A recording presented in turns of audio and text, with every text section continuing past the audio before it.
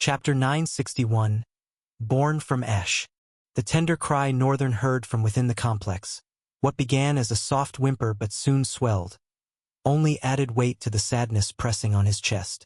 Right now, all he wanted was to launch himself into the air and vanish into the sky. But Byron's words echoed relentlessly in his mind. Paragon Rizel. He was the one man in both this world and the one before who had truly become a mentor to him. Maybe it was because he was older, or maybe it was because he was special in ways few men ever were. Rizel had a kindness that resonated, not just on the surface, but in the depths of Northern's soul. He was the kind of man Northern wouldn't have minded becoming. A force of nature, a powerhouse who could live with the weight of his choices.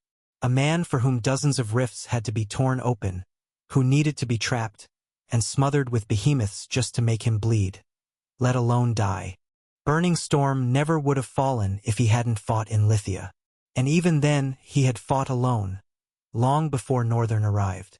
He was a formidable man, a legend, and a marvel. It broke Northern to be here, to be standing in the wake of it all, hearing the cries of his newborn. His heart clenched, lungs tight as if cords had wrapped around them. But no tears came. He wished they would. He begged silently for them to fall, but his eyes stayed dry, arid as the dunes of Devon. His face, a mask without expression. With a long breath, he gently lifted the body, his movements quiet and deliberate, then slowly ascended. He hovered toward the edge of the ruined balcony, landing with a soft thud as his boots met the fractured ground. Glass crunched beneath his soles, shards crushed effortlessly under the weight of his steps. He entered the chamber. Silence blanketed the room. All heads turned as Northern walked in, carrying someone in his arms. Leary, her face drawn and pale, rested against a nest of plush bedding. She leaned up slowly, eyes weary, spirit heavier. For old men gathered around her, pausing at once as they caught sight of Northern. Only the cry of the indifferent baby broke the silence. A soft, careless song against the stillness. Northern cast a glance at the shattered table nearby. Then, gently, he laid Burning Storm down on it. His movements carried reverence, like a priest tending to a relic. He stepped back, turned to face his wife and bowed deeply, his torso folding into a perfect 90-degree arc. He hesitated, teeth clenched so tight they could have cracked stone. His sorrow didn't rise in sobs, didn't pour from his eyes, but it pulsed in every breath, every tremor in his shoulders, every tightened muscle in his face. I couldn't protect him. His voice broke, as did something inside him. Northern bit down again, jaw rigid, as if trying to cage the grief clawing through his chest. He remained bowed, still and silent, waiting for a response. Despite the exhaustion etched into her features, Leary rose slowly, one hand cradling the wailing infant. The elders around her exchanged uneasy glances, concern flashing across their aged faces, but none moved to stop her. Veiled Light knelt nearby, unmoving. He had been the one to deliver the child, and so remained there, head low, trembling. His eyes, wide, unblinking, were locked onto the lifeless body resting on the table. His shoulders quivered as if holding back something too vast for words. Leary stepped forward. Each motion was laced with visible pain, her limbs sluggish yet unwavering. She stopped before Northern, who still held his bow with reverence. Then, with a shaking hand, she reached forward and pulled back the fabric. The trembling in her fingers deepened. As the scorched remnants of her husband's body were revealed, her own frame jolted, like a tree struck by sudden frost. Her knees buckled slightly. The weight of grief almost dropped her to the floor, yet she held fast, even with her child in her arms. The room had changed. The elders had all risen now, save for Veiled Light. Their expressions were grim, lined with grief, regret, and a quiet, helpless fury. Leary slowly shifted her gaze down to Northern. Her voice emerged, soft and trembling, yet resolute, a delicate blade sheathed in sorrow. "And you are." Northern hesitated, the breath in his lungs catching for just a moment. His disciple. We met in Lydia. We came here together, but I was weakened after our last battle there. I couldn't. You don't need to explain yourself to me, boy. Her voice, though soft, cut through the air like silk over steel. Calm, compassionate, certain. Northern stopped speaking, jaw clenched again, lips pressed into a tight line. I know my husband. Her eyes were distant, voice barely above a whisper now. I know him well. I know how he always bragged about one day finding someone worthy, someone he could finally pass on everything to. She swallowed, the emotion tightening in her throat. If you say you're his disciple, then I know how much he must have treasured you, because he's waited 10 long years to find one. She inhaled shakily, then exhaled, her breath trembling with the weight of restraint. So your statement was wrong, boy. She reached out and gently rested a hand on Northern's shoulder. In what world does a disciple protect their master? What I want to know is, was he able to protect you? And the others? How were his final moments? Did he have regrets? No. She murmured, her voice faltering with sorrow-laced fondness. Knowing that fool, he probably had plenty. I wonder if he ate before he died. He'd definitely have regretted not tasting my rigatoni spice special one last time. And he surely would have. Her words slowed. Her voice cracked. She paused, shoulders trembling, holding the pain in her throat like a scream she refused to let escape. Then she looked up at Northern again, forcing out a trembling smile, the kind that tore deeper than tears. Boy, she whispered. Raise your head. Northern hesitated, but finally obeyed, lifting his gaze. Leary stood before him, radiant in her exhaustion. Her beauty hadn't dimmed, even as her face wore the stains of exhaustion and grief. Sweat clung to her brow, tears traced clean lines down her cheeks, but she still smiled, and that, more than anything, broke his heart. She was trying to stay strong, but her strength was tearing apart, and she didn't even seem to notice. Then, gently, she extended her arms and offered the newborn to him. Northern's brow furrowed, his breath trembling as he stared at the tiny bundle in her arms. She said softly, You know, I vowed that Burning Storm would be the first to hold his child and name them. He always had the oddest names for everything. But I wanted this one to matter. I wanted him to look into our baby's eyes and name them himself. She looked at Northern again, her voice barely above a whisper. What do you say? Would you do that for me? In his place. Northern stepped back slightly, hands shaking. That is. But she smiled again gently, brokenly. It's fine. You were the last to see him. I don't know why, but something about you carries his presence, like a shadow that lingers even after the flame has gone out. Please, hold her. He still hesitated. His hands, made for battle, felt too clumsy, too dangerous to cradle something so small, so delicate. He'd never held a child before. What if he hurt her? What if his grip was too strong? Still, slowly, cautiously, he reached forward and accepted the child. He held her beneath his gaze, barely breathing. Something lodged itself in his throat, hard and unmoving, like stone. Every beat of his heart struck against it, splintering him from the inside out. A single tear broke loose and rolled down his cheek. The child blinked up at him with brilliant emerald eyes unmistakably like her father's. It's a girl, Leary said, her voice lighter now, laced with a fragile joy. What do you think? Does she look like him? Northern studied her closely, another tear slipping free. She does. She's beautiful. Leary gave a quiet, wistful laugh. What name do you think suits someone like her? Northern said nothing for a moment. He was afraid for himself, for her, for what the world might demand of this child. But when he looked into her eyes, he saw a storm. Not violent, not wild, but silent and gathering. A tempest waiting for its moment. A force that would one day shake the world. A gentle smile broke out of his lips as he thought of a beautiful name. He glanced at Burning Storm's burnt body and looked back at his smiling and giggling daughter. Burn from Ash. Nurea. Chapter 962. Gentle Authority. A hushed silence followed the name. Northern panicked in that brief silence, dread swirling in his chest like a gathering storm.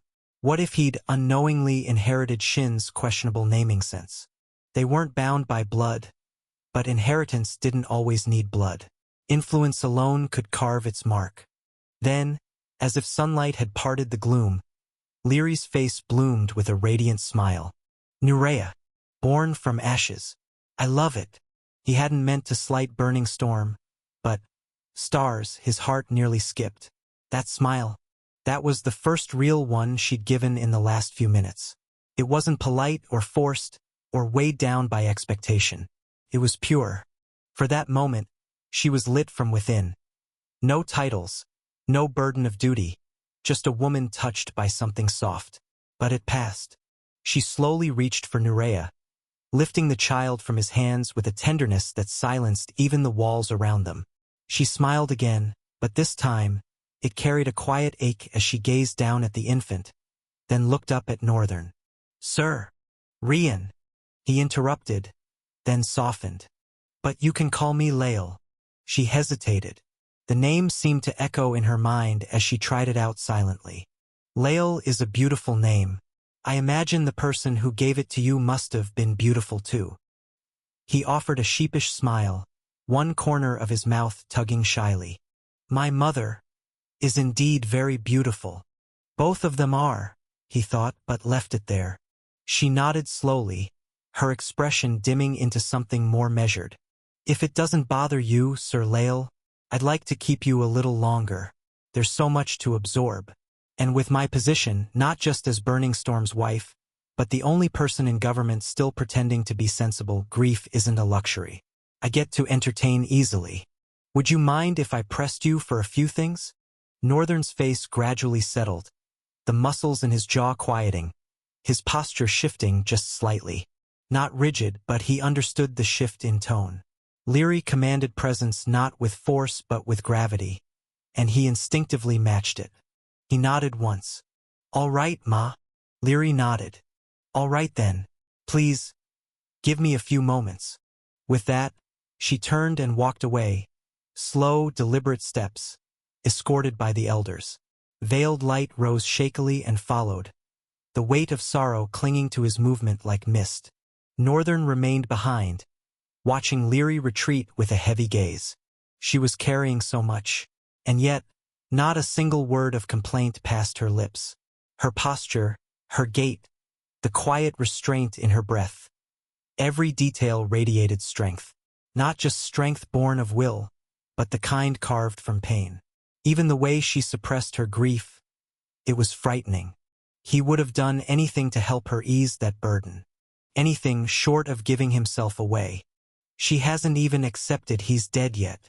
His eyes drifted toward Burning Storm's lifeless form. Throughout their entire conversation, Leary had rarely used the past tense. She still spoke of him as if he were alive, present.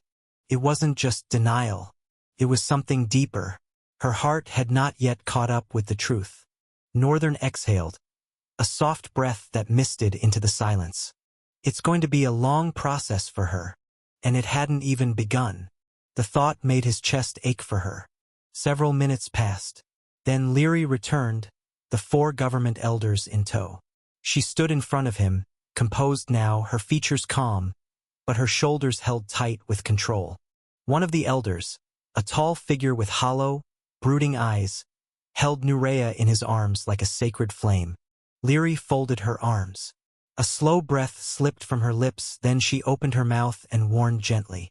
What comes next will be a barrage of questions. Please bear with me, okay? Northern gave a firm nod. She offered a faint smile, brief, but sincere. Sir Lael, where is Dante now? You know him, right? Northern didn't flinch. His tone was neutral. He's dead. Her eyes widened, but he wasn't finished. Or alive? I don't really know. He paused, then added with sharp calmness.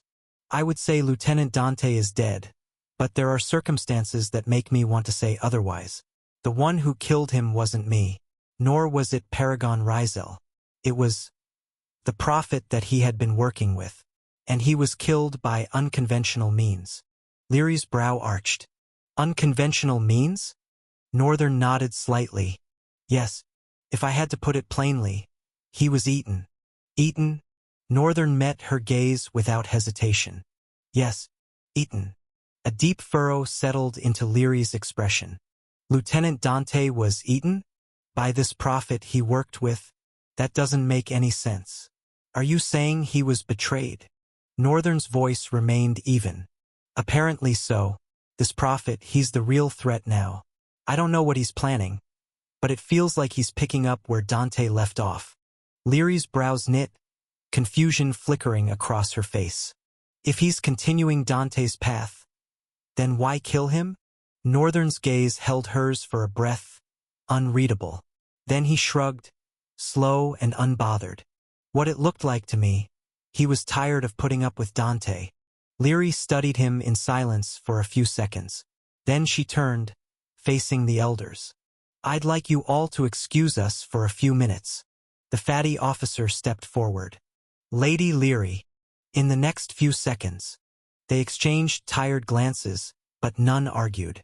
One by one, they turned and left the chamber, their footsteps echoing with reluctant obedience. Despite their age, she dismissed them with the ease of a mother sending children to bed. As the doors closed behind them, she pivoted back toward Northern. Her tone was steady, but there was a tremor beneath it, grief harnessed into resolve. You can tell me everything now, Sir Lael. I give you my word I will not jeopardize you. If there's information that must remain hidden, I will guard it with my life. You don't have to share anything personal, nothing you're unwilling to reveal. But if it ties to my husband's death or to the fate of the Central Plains, I need to know. She exhaled softly, her voice lowering. Despite my plea, you're not bound by any law. You owe the government nothing. If you choose silence, I will not press you. I'll let you go. Chapter 963, Concerning the Fate of the World. Unlike what Leary was thinking, it wasn't that Northern refused to share the information with her. He was simply cautious about doing so. This wasn't just information that affected Central Plain. It concerned the entire world and the very forces that shaped it. This was a matter involving Ull herself. Northern couldn't be sure if Ull was listening to him. He doubted it, but he didn't understand how she existed. If there was any way for her to eavesdrop, it would be through all drifters. Ull might not have been able to listen in on his conversation with Call, but she could certainly do so with Leary. As a drifter, Leary was bound closer to Ull than he and Call were. This was the risk in sharing the information with Leary. Still, it didn't mean he couldn't say anything at all. He would just have to hold back some details. He let out a breath. All right. First, this concerns the fate of the world. Have you heard about the children of the Dark Continent? Leary tilted her head back slightly. Who hasn't? They call them the return of the Age of Legends. They say someone from among them might become a luminary. Northern's smile carried a touch of sadness as he paused. That's unfortunate. We're too late then. Leary frowned, studying Northern. Two things from his statement puzzled her. What do you mean we're too late? What do you mean we... Wait. Her mouth fell open, but Northern lifted his gaze toward Burning Storm, causing her to look at him with a soft, strange expression. I mean we're too late. Someone else became a luminary before we, the return of the Age of Legends, got the chance. A small, pale smile broke across Leary's face as terror crept into her features. She followed Northern's gaze. She shook her head slightly, struggling to accept what she was hearing. You don't mean... Northern nodded. Yes, Burning Storm became a luminary moments before his death. Sadly, he was drained of essence, and the very realization that brought him to the edge of that evolution, consuming essence, meant his soul couldn't complete its transformation. He died halfway through the process. Leary slowly raised her hands to cover her gaping mouth. She stared at her husband with wide eyes, her expression a tangle of emotions: joy, respect, awe, disbelief. More than anyone, she knew how desperately Rizel had sought to become a luminary, yet had never managed to reach it. He traveled constantly, and they spent long stretches apart because of his quest. Even when he was home, it was nearly all he talked about. Hearing that he had achieved his goal before dying felt like learning he had found the treasure he'd scoured the earth seeking. The world might never know this truth, but that was fine. Knowing it brought her a peace and strength that would help her accept her husband's death when she was finally ready to face it. In fact, she seemed to be slowly turning toward that acceptance now, after this earth-shaking revelation. Northern watched her in silence, giving her the time she needed to process everything. To his surprise, she slowly straightened herself, pushing down the tremors left by the weight of what she'd learned. So, and the other matter, you're one of the children of this dark continent. Northern nodded. She offered a brief smile. It makes sense why Rizel found you worthy enough to be his disciple. She paused before continuing. So what about them? Northern's rough voice cut through the air. During our time in the Dark Continent, we faced a terrifying enemy. His name was Khal. She tilted her head slightly. Khal? Northern nodded and continued. I assumed the government would already know this and have the events of the Dark Continent documented. Leary shook her head. It wasn't easy to gather intel when the biggest citadels were protecting those people. They wouldn't cooperate with the government, which wasn't surprising. That's just how drifters have always treated the government. Northern caught the wistful note in her voice but pressed on. Well, Khal was like the final boss of the Dark Continent. His goal is to free his master, who would destroy the world simply by existing. I don't know if you've heard of origins and tyrants. Khal's master is the origin of chaos. So if he escapes his prison, chaos itself will walk our world. Northern paused to catch his breath while watching her expression. Khal almost succeeded, but we stopped him. Only for me to discover that he's the same prophet who's been helping Lieutenant Dante stir up war in the Central Plains. The version we defeated in the Dark Continent was just a fragment of him. I don't know how many more fragments exist, but each one is incredibly powerful, and honestly, I'm getting tired of having to fight him over and over again. But yes, he devoured Lieutenant Dante and is now continuing the war because the only way to free his master is to tip the delicate balance between war and peace. I don't know how much blood he needs to shed to accomplish that. I doubt even he knows. But he won't stop until he gets what he wants. Leary was silent for a long moment. Then she let out a shaky sigh. This Khal sounds like a very powerful person. What do you think his soul rank is? Northern chuckled dryly. You still don't understand. He's not from our world at all. I'm not sure where exactly he comes from, but he certainly doesn't follow our world's path of growth. One fragment of his existed as a maelstrom before, and this version may even be as strong as a luminary. For all I know, he could be a tyrant, but he's too weak for me to be certain. So either he's hiding his strength or can't unleash it fully right now.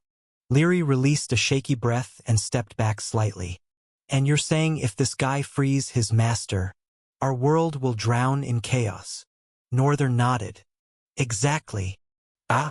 This truly concerns the fate of the world. Chapter 964. The Devastation of Variolania. It was difficult for Leary to process the entire truth, but she did. Of course, there were countless repercussions tied to it. The truth alone had shifted the very foundation of everything they'd been struggling to protect. Now, they had uncovered that someone was on the verge of reviving a strange quiddity of power, one capable of ending the world. How was she supposed to bring this horrifying reality to the others and convince them to rise for the sake of the entire continent? There were many things weighing on her mind, and topping that list was the knowledge that, with Fugal reduced to ruin, the other nations would inevitably begin to stir. The first to make a move would likely be Sierra.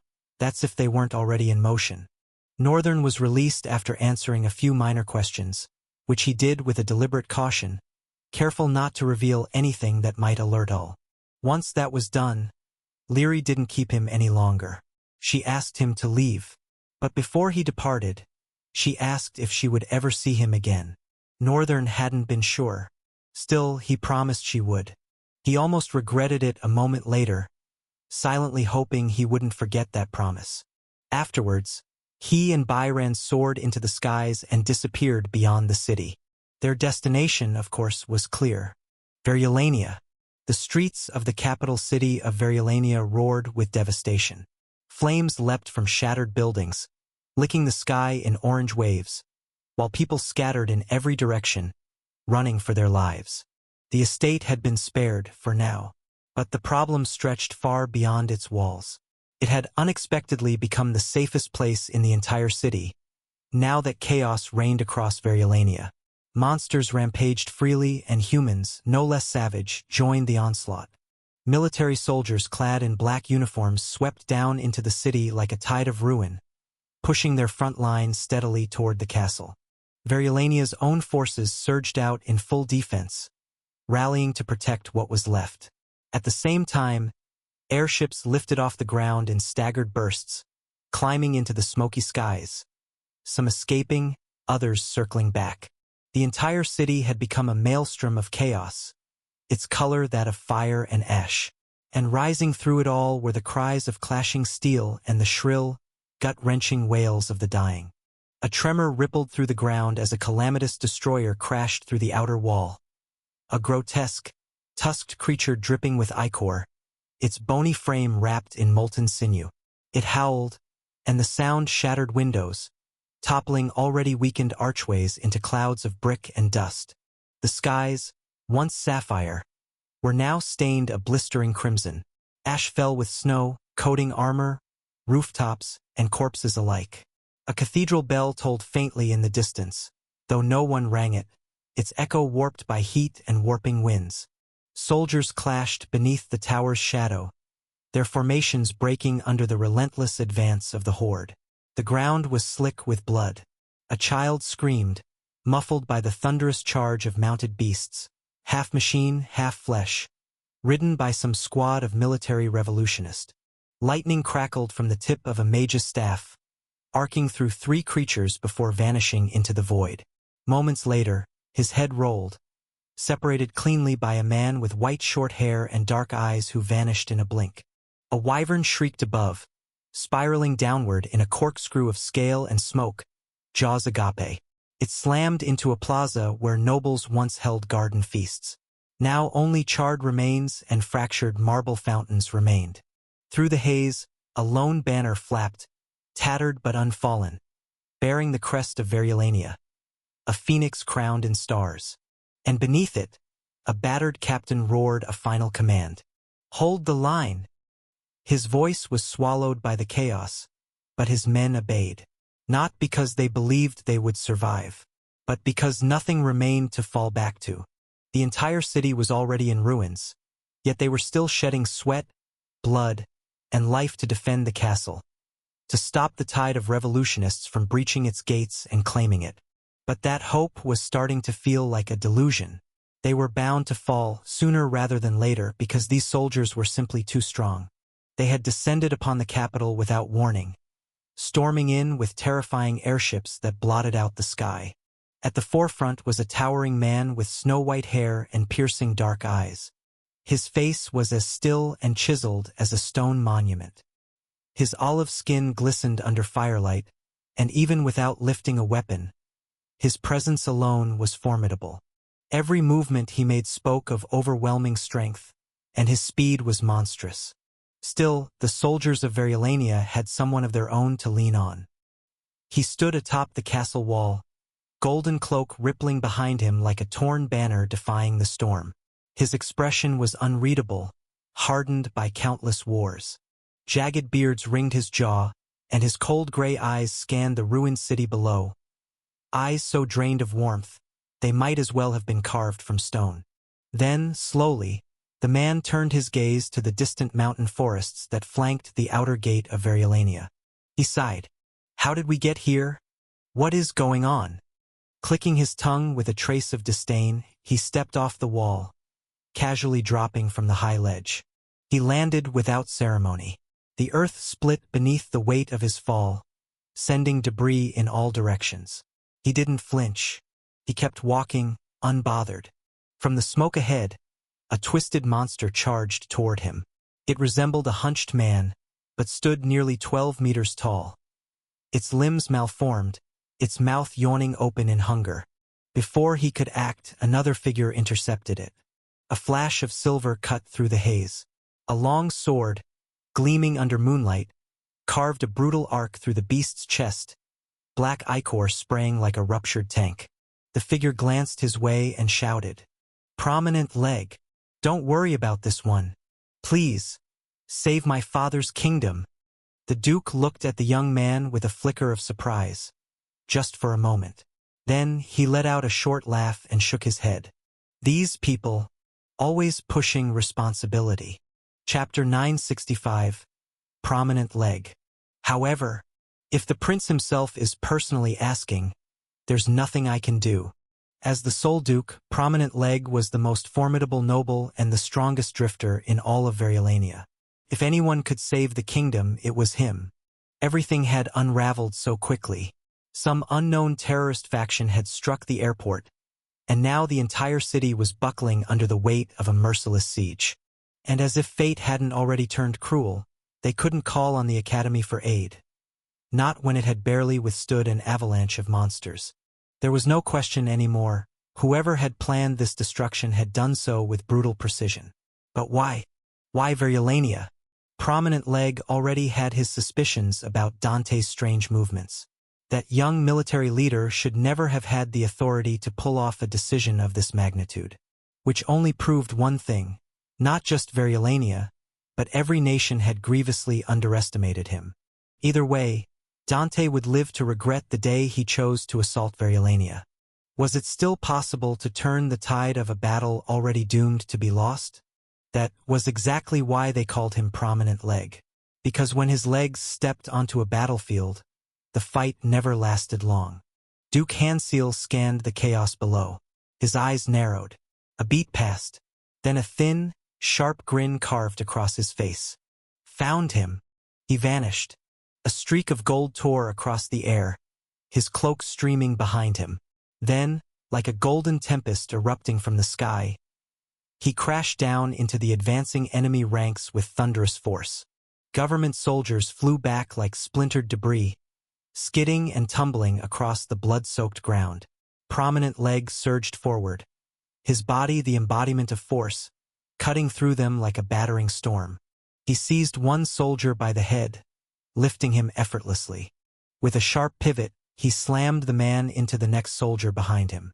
Then, with a brutal turn, he hurled both of them into a third, bulldozing through their formation like a living cataclysm. He turned sharply, scattering them all like leaves in a gale, hurling bodies aside and clearing the ground in one brutal sweep. The soldiers groaned and writhed where they fell, sprawled across the bloodied earth. And at the center of it all stood Prominent Leg, alone, his golden cloak fluttering softly in the wind. He folded his arms and grinned, gaze fixed straight ahead. His gray eyes gleamed calm, yet laced with a cold, senile wickedness. His voice cut through the silence. "What are you waiting for? I've cleared the ground for you." The man standing across from him didn't move right away. The one with white hair and eyes like dark pits. Slowly, he tilted his neck to the right. Bones cracked. Then to the left. Another grim pop echoed. Then he began to walk forward. His face was sharp, angular, carved like a blade. He stood like a titan, fierce and utterly detached from the world around him. With a single tug, he tore his clothes from his body, revealing a massive, sculpted frame. A sprawling tattoo curled across his torso, lines and symbols like an ancient curse etched into muscle and bone. As he shifted his stance, his bones groaned with every motion, cracking with sickening rhythm as though his body was adjusting for violence. He came to a halt before the Duke, staring down with icy indifference. He muttered, voice low and rumbling, "Finally, someone worth fighting." A blast of wind howled suddenly between them, surging through the empty battlefield. It parted the space like a curtain being drawn back, for the clash that now had no choice but to begin. In the next breath, they moved. First a blur, then a collision. It was like two iron fortresses smashing into each other. The impact unleashed a shockwave that roared through the air, rippling out in all directions. The very ground beneath them trembled as the wave slammed outward, shaking the battlefield to its core. Prominent leg struck first, a blur of gold and muscle. His fist swung like a battering ram, aimed straight for the man's jaw. But the white-haired warrior leaned just enough to the side, letting the blow skim past his cheek. The wind from it still split the air with a deafening crack. In that fraction of a second, he countered. A knee shot upward, straight into Prominent Leg's ribs. The Duke grunted, breath hissing through clenched teeth, but his stance didn't falter. He twisted his torso mid-air and brought down his elbow like a hammer. It landed on the man's shoulder. Crack. Bone? Maybe. It didn't matter. The man stepped into the blow, refusing to yield. His fist drove forward, a straight jab that caught Prominent Leg square in the chest, launching him backward several meters. But he didn't fall. He skidded, boots carving trenches in the ground, cloak snapping violently in the wind. He dug his heels in and stopped, his arms uncoiled with barely a breath between beats. He vanished again. Another impact. The air exploded between them as Prominent Leg's fist collided with the man's forearm. Both of them locked in a clash of raw strength. For a moment, they stood locked together, muscles coiled and straining, like two titans trying to crush the world between them. And then they moved. Fists flew. Not wild, not desperate, precise, vicious, unforgiving. Prominent Leg ducked under a hook, spun low, and drove a punch into the man's thigh. The flesh rippled unnaturally, but the man responded with a brutal downward strike, his elbow slamming onto the Duke's spine. Prominent Leg staggered, dropped to a knee, but retaliated immediately, launching himself forward with both fists, battering the man's stomach like war drums. The white-haired warrior didn't block. He absorbed it, then returned the favor. A savage headbutt split the space. The crack echoed like a bell tolling in a dead city. Prominent Leg reeled, but laughed, blood trailing down his brow. You fight like a storm trapped in a man. He was answered by silence. And then, a straight punch that nearly shattered his jaw. Prominent Leg flew. This time he did crash into the ground.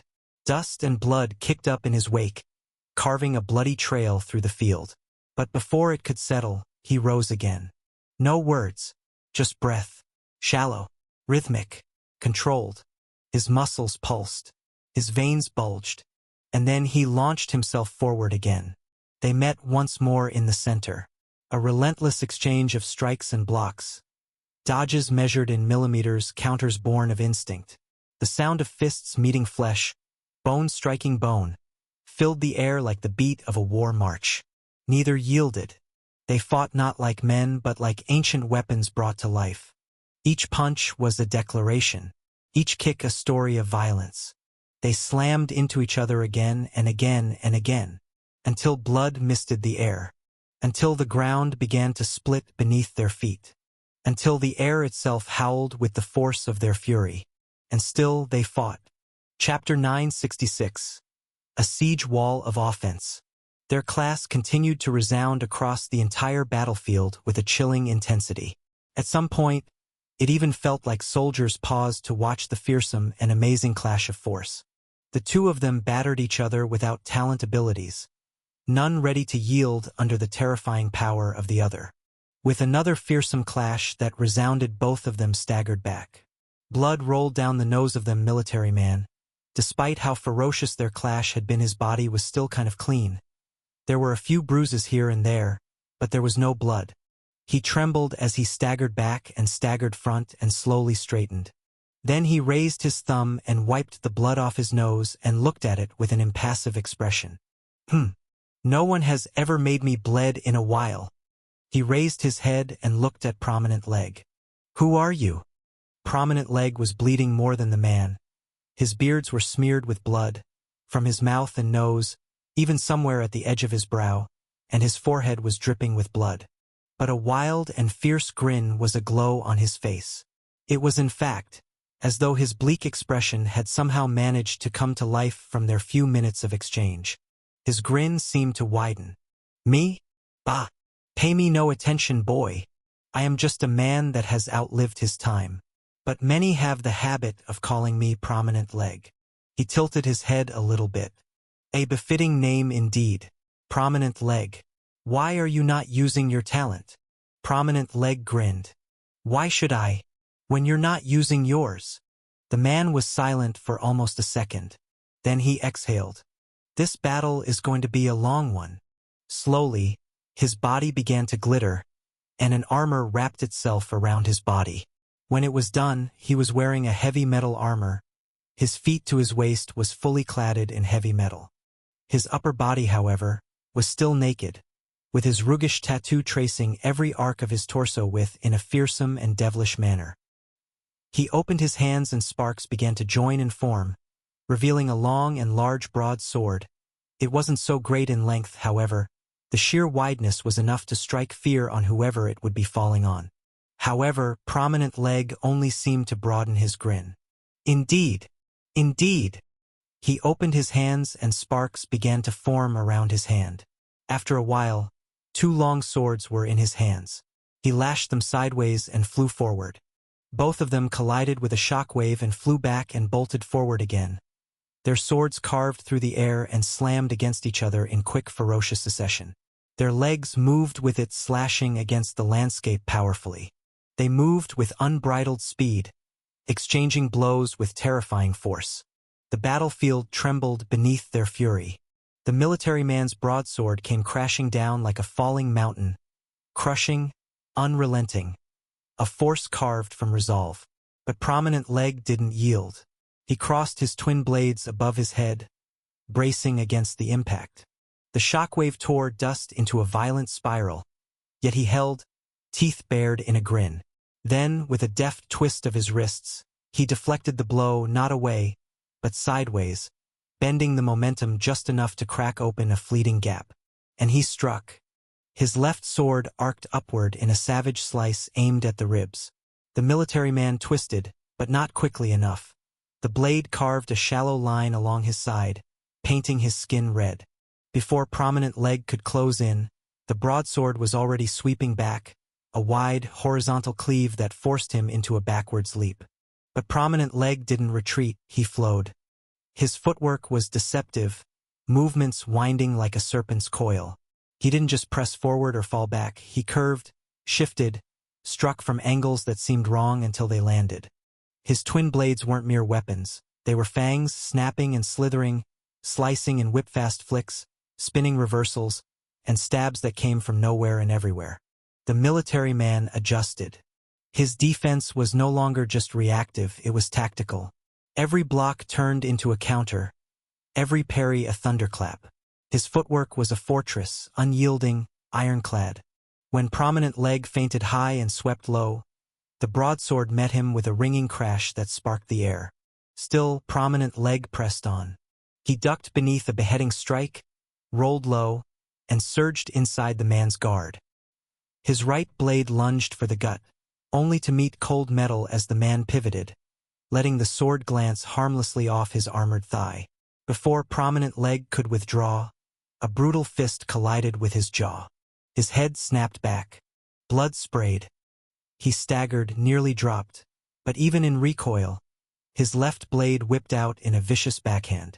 The military man jerked his head aside just in time, the blade's edge skimming past with a hiss. They broke apart, both panting, chests heaving. Prominent Leg spat blood and grinned. "Ha! You hit like a damned avalanche." The military man wiped his cheek, fingers streaked red. "And you fight like a cornered viper." Prominent Leg's grin widened. "Good. Then you understand." With a sharp flick, he reversed his grip on both swords.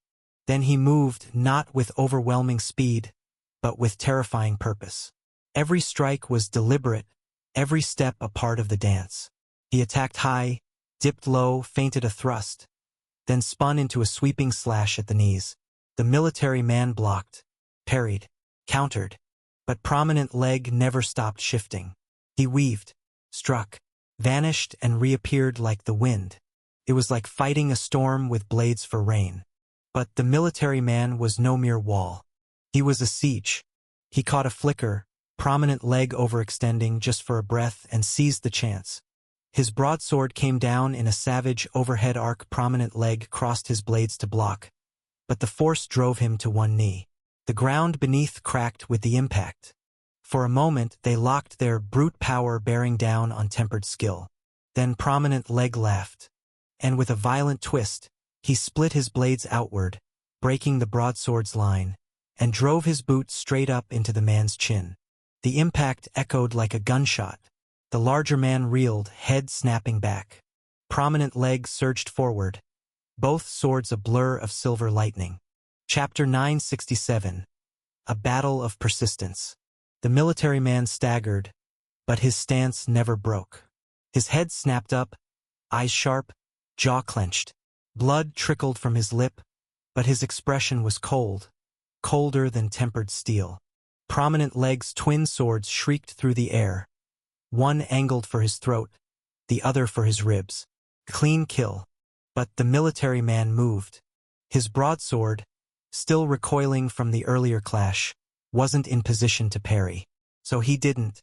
Instead, he surged forward, slipping inside the arc of the blades. His bare forearm slammed into Prominent leg's wrist, knocking the high slash off course, while his free hand clamped down on the hilt of the second blade, halting it cold. For a heartbeat they were locked, chest to chest, breath to breath. The iron scent of blood clung to the air between them. Then the military man struck. Crack. His forehead smashed into Prominent leg's nose. Cartilage crumpled. Blood burst in a vivid spray, speckling the dirt beneath them. Dazed, Prominent leg's vision swam, but instinct guided his body. He wrenched his trapped sword free and drove a knee upward, only for the military man to shift, catching it on his armored thigh with a heavy thud. The counter came fast. An elbow crashed into Prominent leg's temple, sharp and brutal. His world tilted. Stars flashed. His wide grin almost flickered, but he straightened, slow and deliberate, spitting blood to the side. His stance reset, blades raised, feet firm. Ha! Now that's a fight. The military man gave no reply. He merely adjusted his grip on the broadsword. The metal groaned under his tightening fingers. Then he charged. No hesitaste. Just a blur of motion. His sword came down in a savage overhead cleave. Prominent leg crossed his blades to block. Boom! The ground cracked beneath him. Dust billowed as his boots sank inches into the earth from the sheer force. His arms quaked. Muscles screamed under the weight. But Prominent leg did not yield. With a roar, he heaved upward, pushing the broadsword back. And in the same fluid motion, he spun, unleashing a whip-fast kick toward the man's ribs. The military man took it. Crunch. The blow would have shattered bone in a lesser man. But he only grunted, sliding a step back before slamming his boots down and planting firm. Pain licked at his ribs, but his face stayed unmoved. Instead, he smiled. Not out of joy. Something darker, wilder. A battle-drunk grin carved its way across his face. Your strikes are fading. Are you sure you're still not going to use your talent abilities? Prominent leg barked a laugh. What a rude and honest boy you are. He paused, eyes narrowing with respect, then let out a long breath. Slowly, he shifted into stance once more. As much as I'd love to, I can't bring myself to strike a defenseless opponent. I don't know why you're not using yours, but it's not in my principles. The military man's grip shifted as he spoke with a voice low. Principles. What a foolish thing to cling to in the face of death. He lunged. This time, his strikes weren't just powerful, they were relentless. Broad, sweeping slashes flowed seamlessly into sudden, razor-precise jabs. He fought like a storm given form, each motion honed to overwhelm, to break, to batter down resistance with unyielding force. Prominent leg met him, blow for blow. His twin swords blurred through the air, deflecting, countering, striking back with equal ferocity. But he felt it, the shift in momentum. Subtle at first, but undeniable. The man's superior strength was beginning to assert itself, creeping into every exchange like a rising tide. It was only a matter of time before his so-called principle would have to shatter. A feint, a twist. The broadsword reversed mid-swing, hooking under Prominent Leg's guard. Slash. A deep gash tore across his chest. Blood sprayed. He hissed, but didn't falter. Instead, he drove into the pain, turning it into momentum as he thrust one sword straight toward the man's heart. The military man twisted. The blade sank into his shoulder instead, tearing through flesh and muscle. He gritted his teeth, not a sound escaping him. Instead, he grabbed the embedded sword with his free hand, heedless of how the edge carved into his palm, and yanked Prominent Leg forward. Crack. An armored knee slammed into Prominent Leg's gut. The old warrior folded. The air punched from his lungs. But even as he doubled over, his second sword came whipping upward in a vicious arc.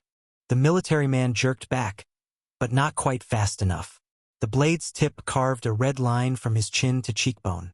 They broke apart, panting. Blood dripped between them, painting the dirt in slow, steady beats. Around them, the battlefield had fallen silent.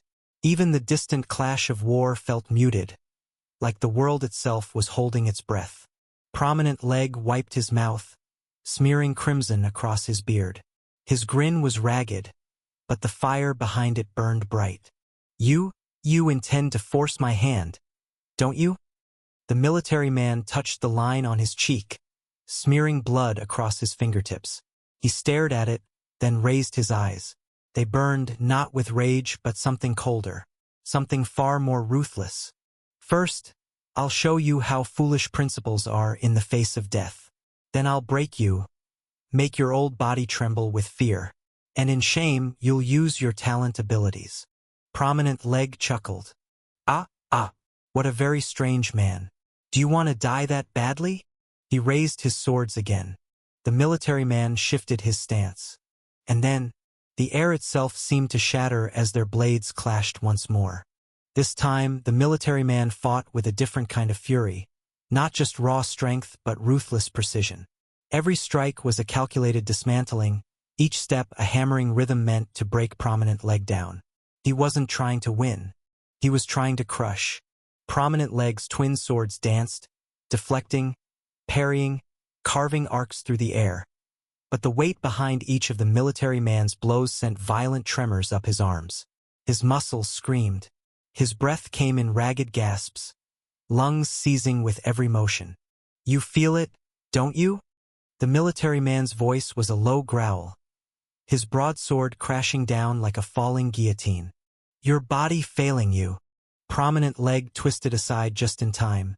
The blade gouged a trench into the earth where his head had been. He lashed out with a desperate slash. But the military man caught his wrist mid-swing. Crack. His grip was merciless. Bones strained beneath the pressure. Prominent Leg's fingers twitched, then gave out. One sword clattered to the ground. Before he could recover, a fist slammed into his ribs. GHK.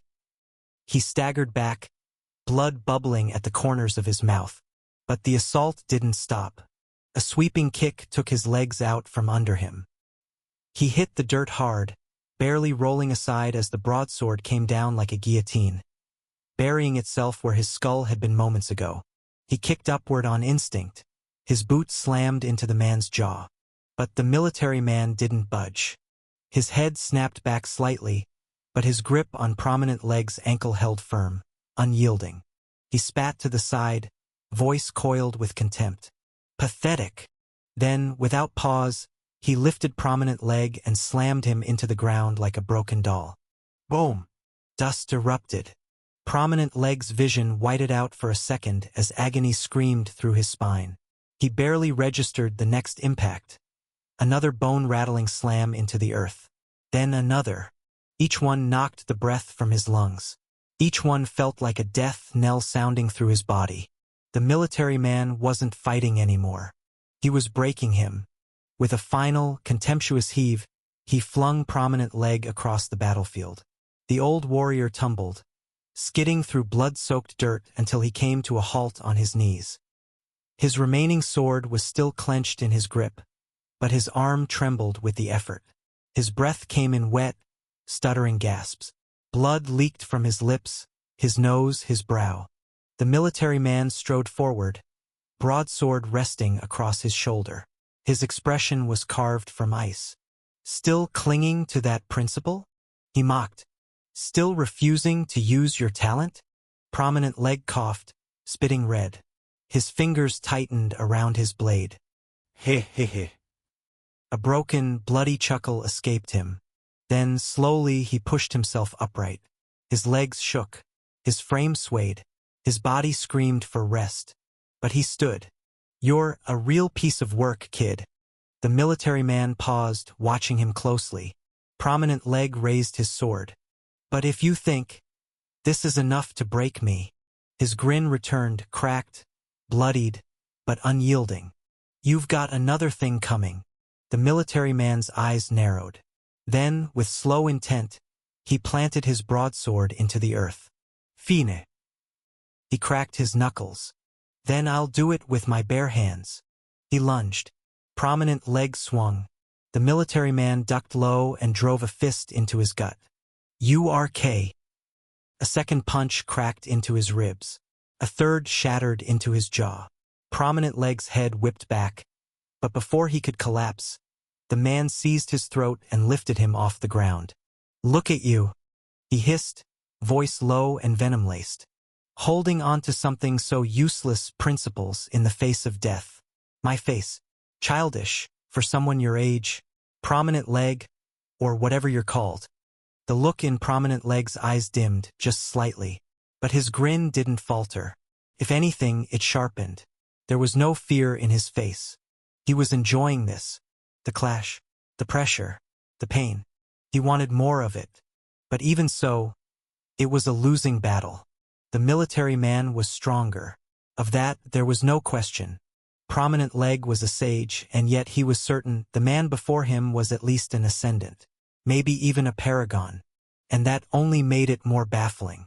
Why keep demanding he use his talent? Why not end it? Why fight like this when he could break him without even trying? Was it pleasure, an urge to break him at his peak? Or was there something else?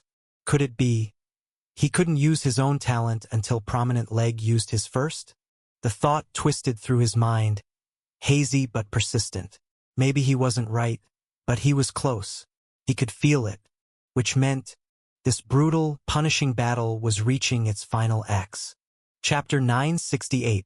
Sure hit. Prominent Leg slowly straightened. His face was a ruin, smeared with blood, one eye swollen shut. Yet a calm, almost serene smile lingered on his lips. He extended his hand, and with slow deliberation, a small black pouch shimmered into existence. Opening it with care, he withdrew a glass vial filled with a thick, crimson liquid. He raised it to his lips and drank. A wistful look crossed his face as he stared at the empty bottle. Then he exhaled softly and tossed it aside. That was when something shifted, something that drew a dark frown from the military man. Prominent Leg's wounds began knitting together.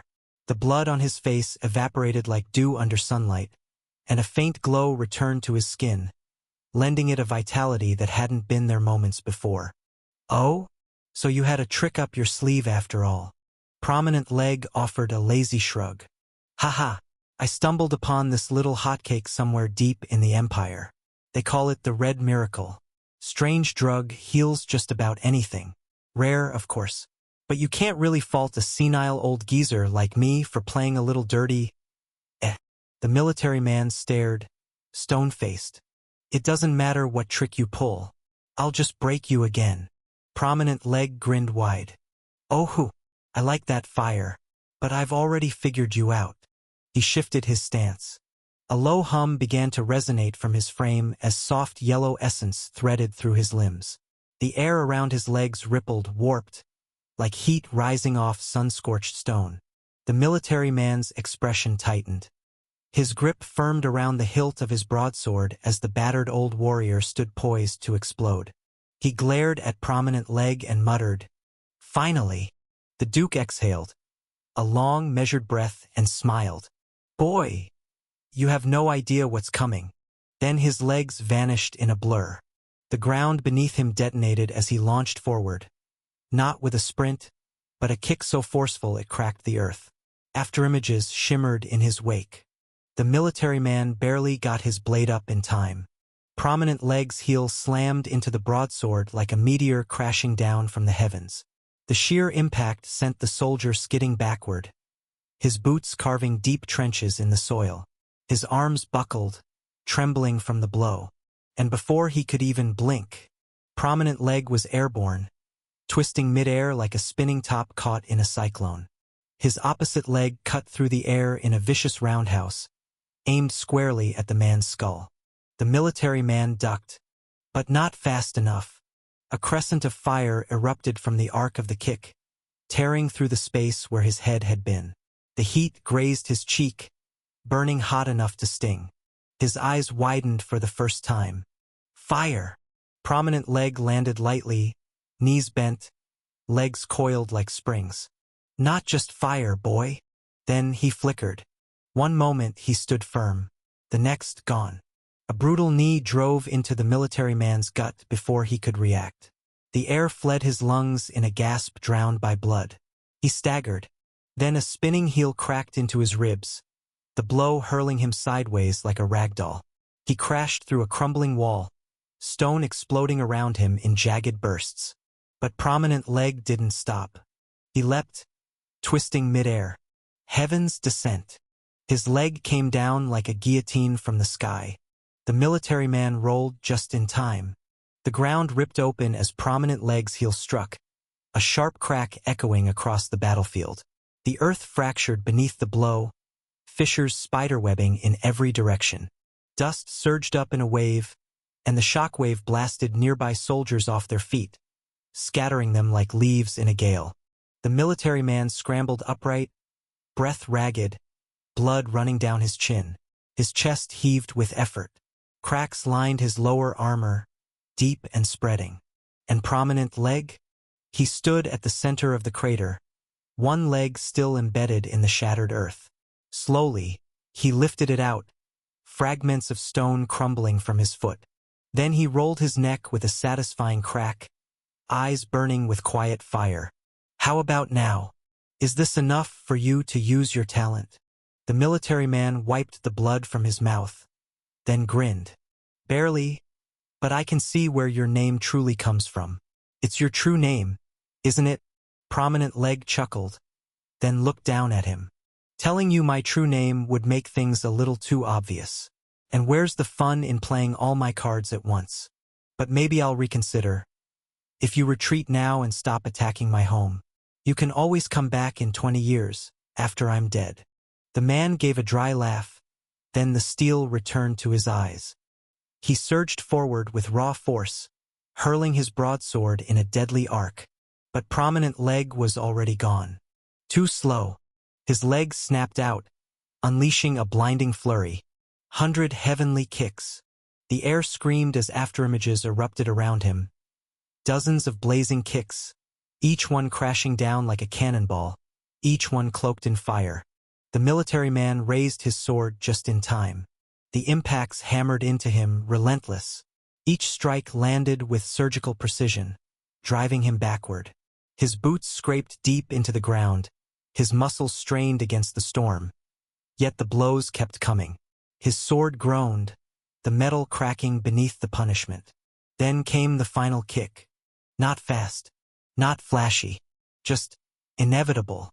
Prominent Leg's heel drilled into the sword with a sound like a mountain splitting open.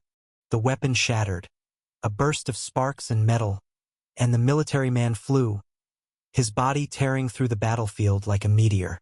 He crashed through rubble, tore through earth and stone, before skidding to a halt, half buried in the wreckage.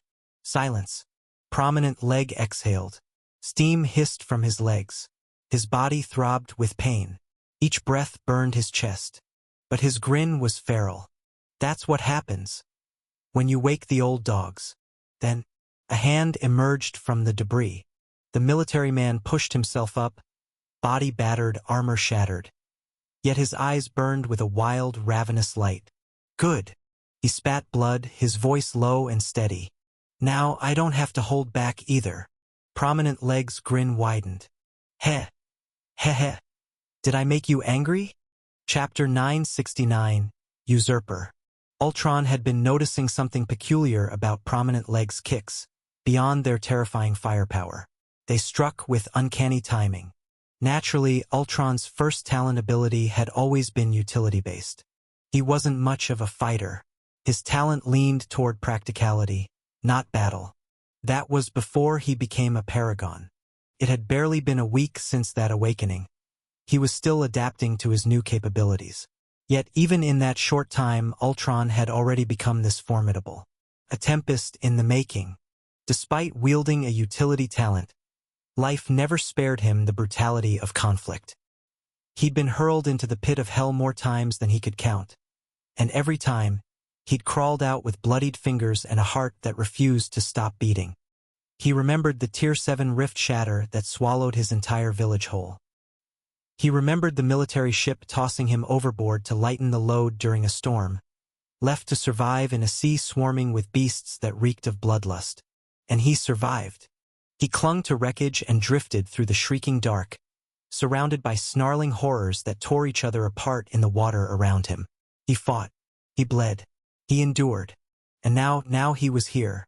There was no way some past his prime drifter, clinging to fame and old strength, would be enough to take him down. And now that he'd finished analyzing Prominent Leg's talent with his first ability, it was time to use it. Ultron began to walk forward. Each step crushed broken stone and shattered metal beneath his boots. He moved with the calm detachment of a predator that had already decided its prey. "Your leg," he began, his voice low and deliberate, "has impeccable timing, as if you possess a talent that calculates footwork, distance, spatial drift, and time flow all at once." Prominent Leg chuckled, arms crossed. "Oh, thank you for the compliment." "I wasn't complimenting you," Ultron replied, tone flat. "I was stating the obvious. You have a luck ability, don't you?" Prominent Leg's smile faltered for half a second. A flicker. His narrowed eyes betrayed the shift, only for a moment, then settled back into ease. "And so?" he asked. "What does knowing that do for you?" Ultron smiled. Not the kind that bore teeth or smugness, but one that mirrored the stillness of night after a storm. Cold, quiet, absolute. "My name is Ultron," he said simply. "Figured you should know before you die." As those words left his lips, the battlefield quaked. Cracks spiderwebbed beneath his feet, the ground rebelling against the surge of power that leaked from his frame. His body began to crackle, lined with streaks of whitish essence, like threads of lightning tangled in his veins. His eyes glowed with an eerie, soul-deep luminance, like ghost fire trapped in ice, and locked onto Prominent Leg with terrifying precision. Then, he moved. The shift was seamless, fluid, predatory. His speed, and the grace behind it, bore a striking resemblance to Prominent Leg's motion. But there was something more beneath it, something colder, more terrifying, like the calm silence before a city is swallowed whole. Ultron's fist blurred forward, trailing an unseen force. It carried the same devastating luck effect, an inevitability baked into its motion, that ensured it would always connect. Prominent Leg twisted aside just in time, but the air screamed as the punch grazed his ribs. A glancing blow, just a whisper of contact. And yet, bones splintered beneath it. Prominent Leg staggered back with a sharp gasp, pain shooting up his side like wildfire. Ultron didn't hesitate. His elbow surged upward in a brutal arc, flames bursting around it. Not just fire, but something darker, something hungrier, like the breath of a dying star. Prominent Leg crossed his arms to guard. The impact slammed into him. He was hurled backward, boots gouging twin trenches in the dirt as he struggled to stay upright. His forearms burned, blistering from the unholy heat that clung to the strike like venom. Ultron pressed forward. Now his body was cloaked in that same distortion that once shimmered around Prominent Leg's legs, but it pulsed stronger, sharper, warped by something deeper. "You rely too much on your legs," Ultron said, voice low, unfazed. I don't know if it's a flaw in your talent, or just a flaw in you. Then, his fingers snapped out like lashes, each movement precise, every strike laden with that inevitable hit aura. Prominent leg dodged the first. The second swept past, just barely missing. The third. Blood splashed as Ultron's pinky finger sliced through Prominent Leg's shoulder like a blade forged from inevitability itself. Prominent Leg hissed, staggering to the side, heart pounding. His thoughts scrambled for air. This bastard, he's not just copying me, he's evolving it. Ultron flexed his hands slowly, flames dancing between his fingers like serpents made of heat and intent. Fire is just combustion, he murmured, gaze never leaving Prominent Leg. And combustion. His fist clenched, and a nova burst forth. Black and crimson flames erupted around him, the sheer heat warping the air, bending light itself in waves of searing distortion. Can be refined.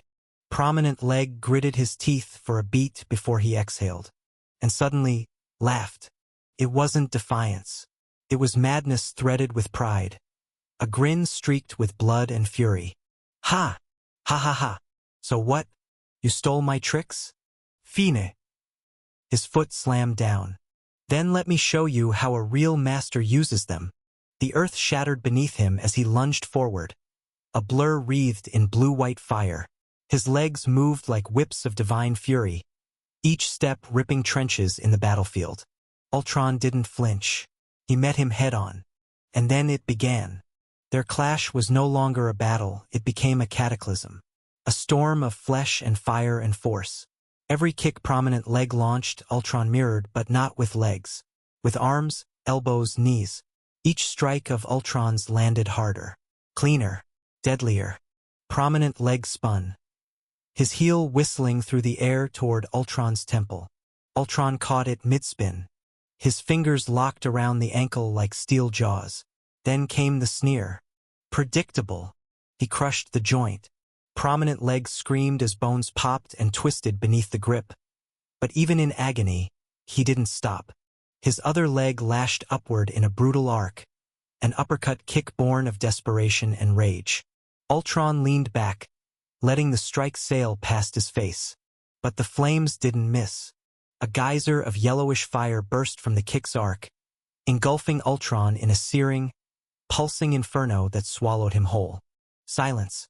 Just the crackle of fire licking through the air. Smoke billowed. Cinders floated like ash-winged moths. Then a hand shot through the blaze. Ultron emerged, body charred, blackened in patches like scorched armor.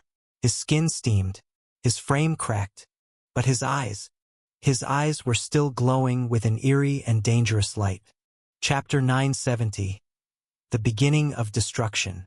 Prominent Leg watched with an amused expression, a small grin still playing at the corners of his lips as his eyes locked onto Ultron's frame.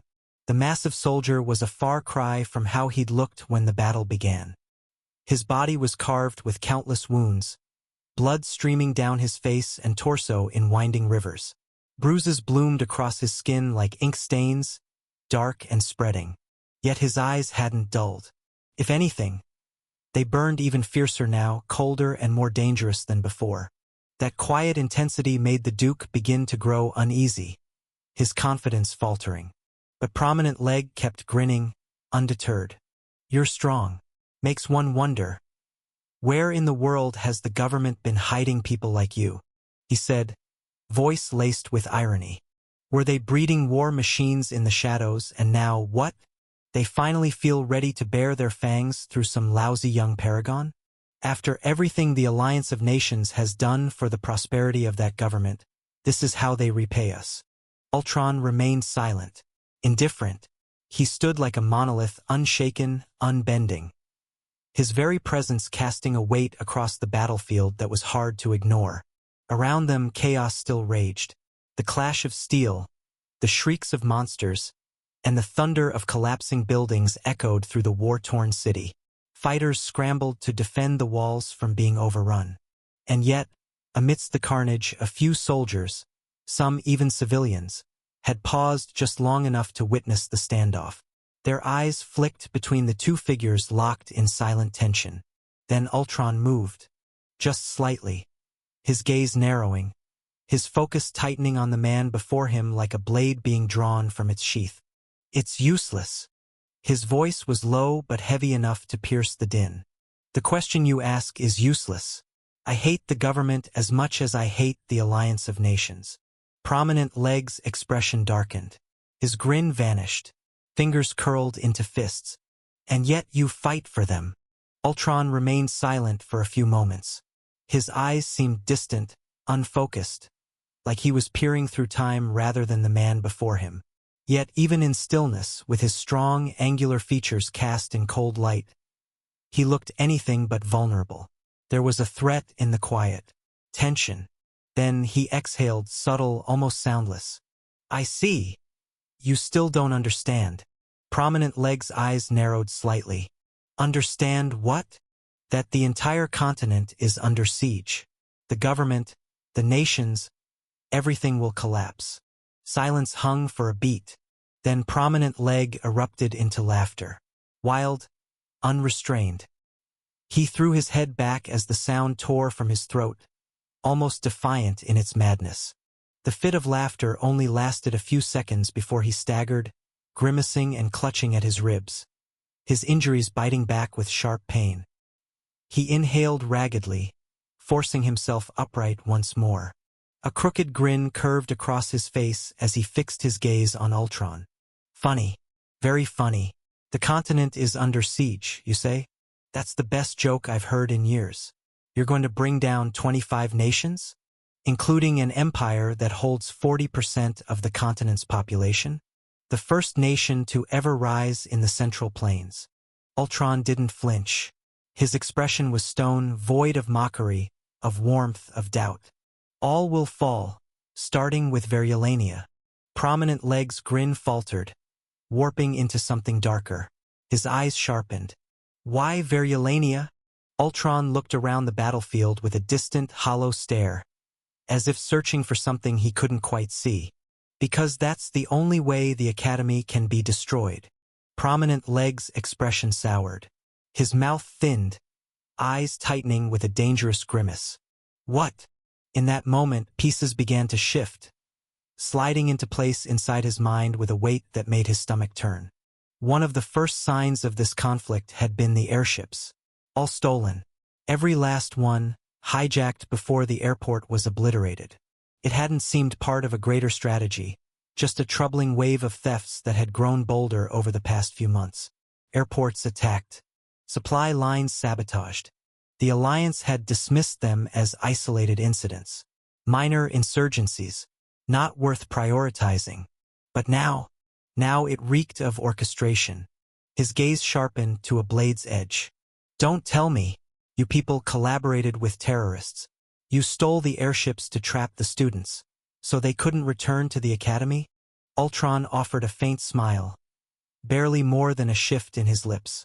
The Prophet is a very shrewd man. I don't know where he found those cultist freaks, but they've been quite useful to our cause. Prominent Leg was seething, every muscle in his face tight with fury. These are innocent children, he snapped. What do you gain from destroying the Academy? Ultron gave a slow nod, his expression calm, eerily so. His voice rumbled with thick indifference, heavy and unmoved. They are innocent children. That's why we've taken them away from the harm that's coming. Then we'll release the ancient monster sealed beneath their school. Let it rage. Milwa's legacy. We'll reduce all of it to ash. Prominent Leg's face blanched. For the first time, visible fear crept across his features. Why? He shouted. That thing could destroy the entire continent. Ultron gave a tired shrug, lips curling into a weary smile. Then now you understand how we'll deal with the Empire. The words sank into Prominent Leg like ice. Slowly, the reality began to settle. The scope of what Ultron had just revealed pressed into his chest like a crushing weight.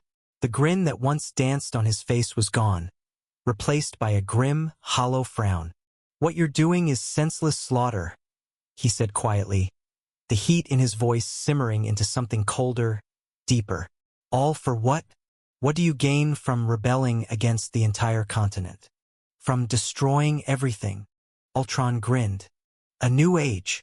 He leaned forward slightly, the shift in his body subtle but loaded with intent. Prominent Leg's voice burst out, sharp as a blade. This is madness. You think this is a battle you can win.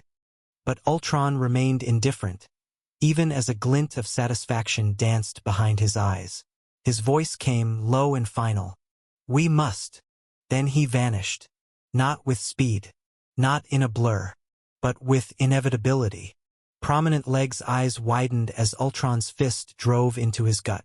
He folded, air erupting from his lungs in a wet, guttural gasp. Before he could even register the pain, an elbow slammed into his spine, sending him crashing face first into the dirt. He tried to rise, but a foot came down on his wrist, causing his bones to splinter beneath the weight. Gah! Ultron leaned in, his voice a whisper laced with steel. This is what happens when you cling to the past. His other hand gripped Prominent Leg's hair. He wrenched the old warrior's head up, then smashed it back down into the earth. Once, twice, blood sprayed. Prominent Leg's vision swam, darkness bleeding in at the edges. His body screamed, his mind raged, but his limbs refused to move. Ultron stood upright, gazing down at the shattered legend below. You were strong, but strength alone isn't enough. He raised his foot and stomped down on Prominent Leg's ribs. Not in this world. Prominent Leg's body jolted, a strangled cry ripping from his throat. Ultron lifted his foot again. Not in this era. Another rib cracked, shattered. Prominent Leg's fingers twitched, his vision blurred. Fading fast. Ultron raised his foot for the final strike. But then, something fell from the sky. The world trembled as it struck. It moved too fast. No one caught a clear glimpse before it collided with the ground, shattering the earth in an eruption of force. Shockwaves rippled outward, tearing debris into the air like shrapnel from a bomb. A dust cloud exploded, swallowing everything in an instant. The battlefield fell into a stunned hush. Even the monsters recoiled, not just from the impact, but from something deeper, something primordial they could feel. Inside the thick veil of dust, Ultron frowned. The indifference was gone. His face tightened with sharp caution, and the unmistakable sting of displeasure. That final stomp, meant to crush Prominent Leg beneath his heel, had been stopped. And now, he was staring at the one who'd interrupted. A foot rested beneath his own, halting his momentum entirely. But it wasn't just physical strength. Ultron could feel it. An invisible force, radiating from the boy before him. It pressed down on his body like unseen gravity, locking his limbs in place. He couldn't move, not an inch. The boy stood calmly, neck slightly tilted as he gazed up at Ultron. His white hair swayed gently in the air, untouched by the chaos. His eyes, blue, tranquil, yet impossibly deep, looked as though they held oceans. And at the bottom of those oceans, something dangerous stirred. Ultron slowly withdrew his foot and dropped it. Who are you? The white-haired boy smiled, his eyes glinting with a dark glee. I am a student of the Academy, the one whom you all are gonna destroy. Chapter 971. Toddler. As Northern flew, he had more time to observe how his body worked now. To put it simply, he felt his body relate with the environment at a higher level than it ever had. But then again, his body had not exactly been relating with the environment at all before now. What made the difference was his hypersenses and intensified muscle formation. He could reach out to his surroundings at a profound level, and that was why he could even fly without having a flight talent. But now it was different. He couldn't just reach out to the surroundings. He was perpetually in harmony with the world through the entropy flow of everything. From the soft breeze to the invisible heat beneath the ground, to the essence buried in the unseen weaves of the air. He could forge a connection at a much deeper level. He didn't particularly need to turn his eyes to see. It was more like all the directions in front of him bent into his view, and somehow he could just see them all. It was the same for hearing and smelling. The world seemed to acknowledge him in a different way. Not as a master, but more like a friend, a fondly cherished one. Not to mention the fact that he discovered he could also absorb the entropy of his surroundings and use it to strengthen his body. He tried this the moment he noticed it and felt his body grow slightly hotter. But everything entered a new level of intensity, and without expecting it, he streaked through the air like lightning. If he hadn't gained that strange sight where directions bent into his view no matter the angle, Northern would have probably crashed or tumbled because he couldn't see clearly while speeding so fast. However, he managed to adapt mid-flight. Although there were probably more benefits he could gain from the improvement, he now understood his evolved body at a fundamental level, and that felt satisfying. He flew past the forest where the party of drifters that left Lithia were still trapped. They were pushing back against a horde of monsters and doing very well at that. With his summons present, there seemed to have been no significant losses or any at all. But their pace seemed slow. Northern, of course, did not expect them to have reached Variolania by now. It took him almost 2 days to get to Lithia from Variolania, and with a large number of drifters it was bound to take longer. In fact, it was impressive they'd covered so much distance, though they still had a long way to go before reaching Variolania, and the horde of monsters seemed to be increasing. The moment he passed overhead, his summons all glanced up and at that instant rained down devastating blows of terrifying slaughter on the monsters. It caused the party to surge forward quickly and baffled the drifters as to why. But the sudden boost soon faded, weighed down by tired humans who needed to rest. Eventually, Northern reached Variolania, and the first thing that demanded attention was a devastated battlefield in the center of the city. A large crater sat at its heart, and there were several other craters with broken buildings scattered all around. The voice of the man in broken armor, with blood running down his face and fresh injuries scattered across his body, reached Northern's ears. "Don't tell me, you people collaborated with terrorists. You stole the airships to trap the students, so they couldn't return to the academy?" Then the other large man, who was even more wounded but standing with greater dominance, responded after a faint smile. "The Prophet is a very shrewd man. I don't know where he found those cultist freaks, but they've been quite useful to our cause." Northern frowned as he continued to listen to the conversation while floating high above in the sky. It was midnight and the twin moons were dim, the sky especially dark, so no one saw him, certainly not since everyone was busy fighting for their lives. He also erased his presence, another boon of his new body. Taking advantage of his close bond with the world, he could erase the subtle entropy emission from his body that formed his presence, which other drifters could sense and use to gauge how strong he was. Right now, it was very possible for him to be standing before a man who wasn't looking his way, and the man would have no idea. Of course, he could also, with the entropy relationship, do the complete reverse of this. He stayed up and observed the battle, and finally, as he saw it coming to an end, Northern changed his name to Titan's Reckoning and dropped. Northern glared up at the indifferent man. He certainly was strong, and his talent was very unique too. Not to mention, he was a paragon as well. Apparently, Lieutenant Dante had gone really far with his plan to create paragons.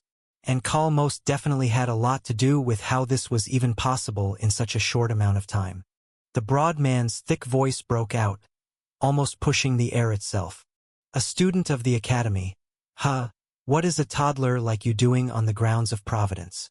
Northern stared at him blankly, his eyes blinking twice before he forced out a grin. "This bastard did not just call me a toddler." Ultron raised his hand immediately, sucking in all the air as he did, and he brought the hand down on Northern like a hammer. Before the hand could even dive down, though, he felt something plummet into his stomach, and for a moment the world felt blank. His vision turned white, all the sound in his environment blanked out. He didn't even know it, but it seemed his brain shut down in that moment. It was almost as if he was taken out of existence. His body folded forward, exploding a massive torrent of air blast that threw debris into the air from his back. Then another round of shockwaves tore behind his back in a massive circle before his body vanished. Chapter 972. Presence. The military man's body blurred as uncontrolled force launched him through the air. He crashed into the first building, already crumbling from an enormous maelstrom, a creature that looked like a twisted mix between a massive lizard and a jackal. The military man's body tore straight through the monster with brutal cutting force, punching through the second building and out the other side. His body rolled through the air, tumbling low before crashing into the third building, finally slamming to a bone-jarring stop against its weakened inner walls. A moment later, the entire structure collapsed on him. Prominent legs sprawled on the ground, blood pooling beneath him as his breath came in ragged gasps. His eyes widened with confusion, stress creasing his already pale face, as he struggled to understand how such a devastating blow could come from this fragile-looking boy. He had crossed blows with the military man. He knew exactly how strong the man was. A siege wall, impossible to budge no matter how hard he tried. And yet, with one strike from someone who didn't look half as strong, the man had folded and flown like paper in the wind. Northern looked down at Prominent Leg and studied him for a moment. He crouched down and examined the man's opened guts more closely. Then he slowly placed a hand over the wound. At once, Prominent Leg let out a guttural cry as a hissing sound seeped from the point of contact. Northern nodded and smiled faintly. "I stopped your bleeding using a mix of cold and heat. Mostly heat, I just added a touch of cold so it wouldn't hurt as much. Though I imagine it still hurt like hell." The Duke was still recovering from the searing pain, panting heavily. But he looked at Northern and nodded with what politeness he could manage. Thank you." Northern stood up, the smile lingering on his lips. "Don't mention it." As he slowly turned away, Ultron was already upon him. His fist tore forward with cold, terrifying speed, just a breath away from crushing Northern's skull. However, Northern's faint smile remained unchanged. His eyes didn't flinch or waver, even with the sudden assault bearing down on him. He threw an uppercut from below, smashing it into Ultron's jaw before the incoming blow could land. The uppercut resounded like a thunderclap, sending shockwaves rippling outward before Ultron was launched skyward. Northern lowered himself slightly and took off, shattering the ground beneath him as debris flew backward. His body blurred with speed, arriving at the point where Ultron was being hurled. He joined his hands together and raised them over his head. Using Earthbreaker, he brought them down. Earthbreaker was a talent ability designed to shatter the ground. But Northern was slowly grasping the flexible nature of talent abilities the more time he spent with them. He didn't need to use it on actual ground. His opponent's body could serve as earth of sorts. And this situation was perfect for the talent ability to shine. As his joined hands fell upon Ultron, what the man had felt before paled in comparison. This time, his consciousness went black. The entire night trembled as a colossal shockwave tore through the air in a perfect circle. Then Ultron crashed into the ground, sending another shockwave rippling outward with debris at terrifying speed. People and monsters alike were thrown back, flying dozens of meters. Buildings cracked and crumbled as devastation drowned everything that had been happening before. The battlefield below seemed to enter a silent pause as the aftermath of the devastating crash settled. Soldiers helped each other rise from the rubble while even monsters scrambled to their feet, ready to resume their mindless slaughter. Above it all, a boy floated in the dark sky with a look of slight surprise on his face. He looked at his hands. No doubt about it. His talent abilities had grown stronger, more potent. A wild grin spread across his face. Damn. I can even feel it in my veins. I've definitely been missing out on what I should have built my entire life upon. Chaos and Void were cheat skills intoxicating to use, but these weren't so bad either. If he could master blending all his talents together, he was bound to be as strong as even Chaos and Void would make him. Perhaps even stronger. Of course, there were some things he could never replace that Void offered him. The most important was the gift of his summons. Northern clenched his fist with renewed resolve and slowly descended. All eyes on the battlefield were on him, his snow-white hair flowing in the subtle wind of the cold night. He wore a dark blue inner shirt with a cross neck that looked like ancient Eastern garb, paired with black pants whose lower edges seemed torn. His boots were long gone, torn from the battle with Dante and discarded while flying here. Northern glanced at the remaining monsters. 4 of them, 1 maelstrom, 2 destroyers, and 1 behemoth.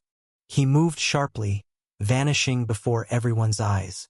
A terrifying, invisible weight fell upon the atmosphere, as if a mountain the size of the entire sky was about to crush them. Everyone trembled for a brief moment, monsters and humans alike. In that instant, using the gravitational force of weight of the world, Northern strengthened his fist with colossal force and completely pulverized the maelstrom's head from its body. The massive creature stood headless for a moment before collapsing.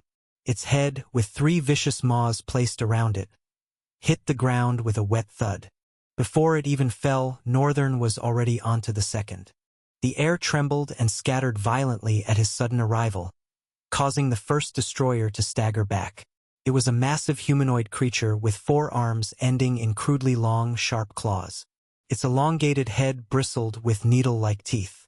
Northern had already switched to a new name.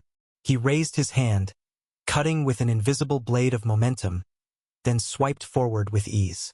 From the monster's shoulder down to its torso, everything sliced clean and fell, letting out a gory spray of black, putrid blood. He ended the second destroyer by simply passing through it. The last behemoth died split in half from head to toe. Chapter 973. The Outskirt Boy. The battlefield lay wrapped in unnatural silence. Northern froze his entire body with ice manipulation, then warmed it back up. This left his skin slick with moisture that mingled with the blood staining his form, creating crimson rivulets that traced down his frame.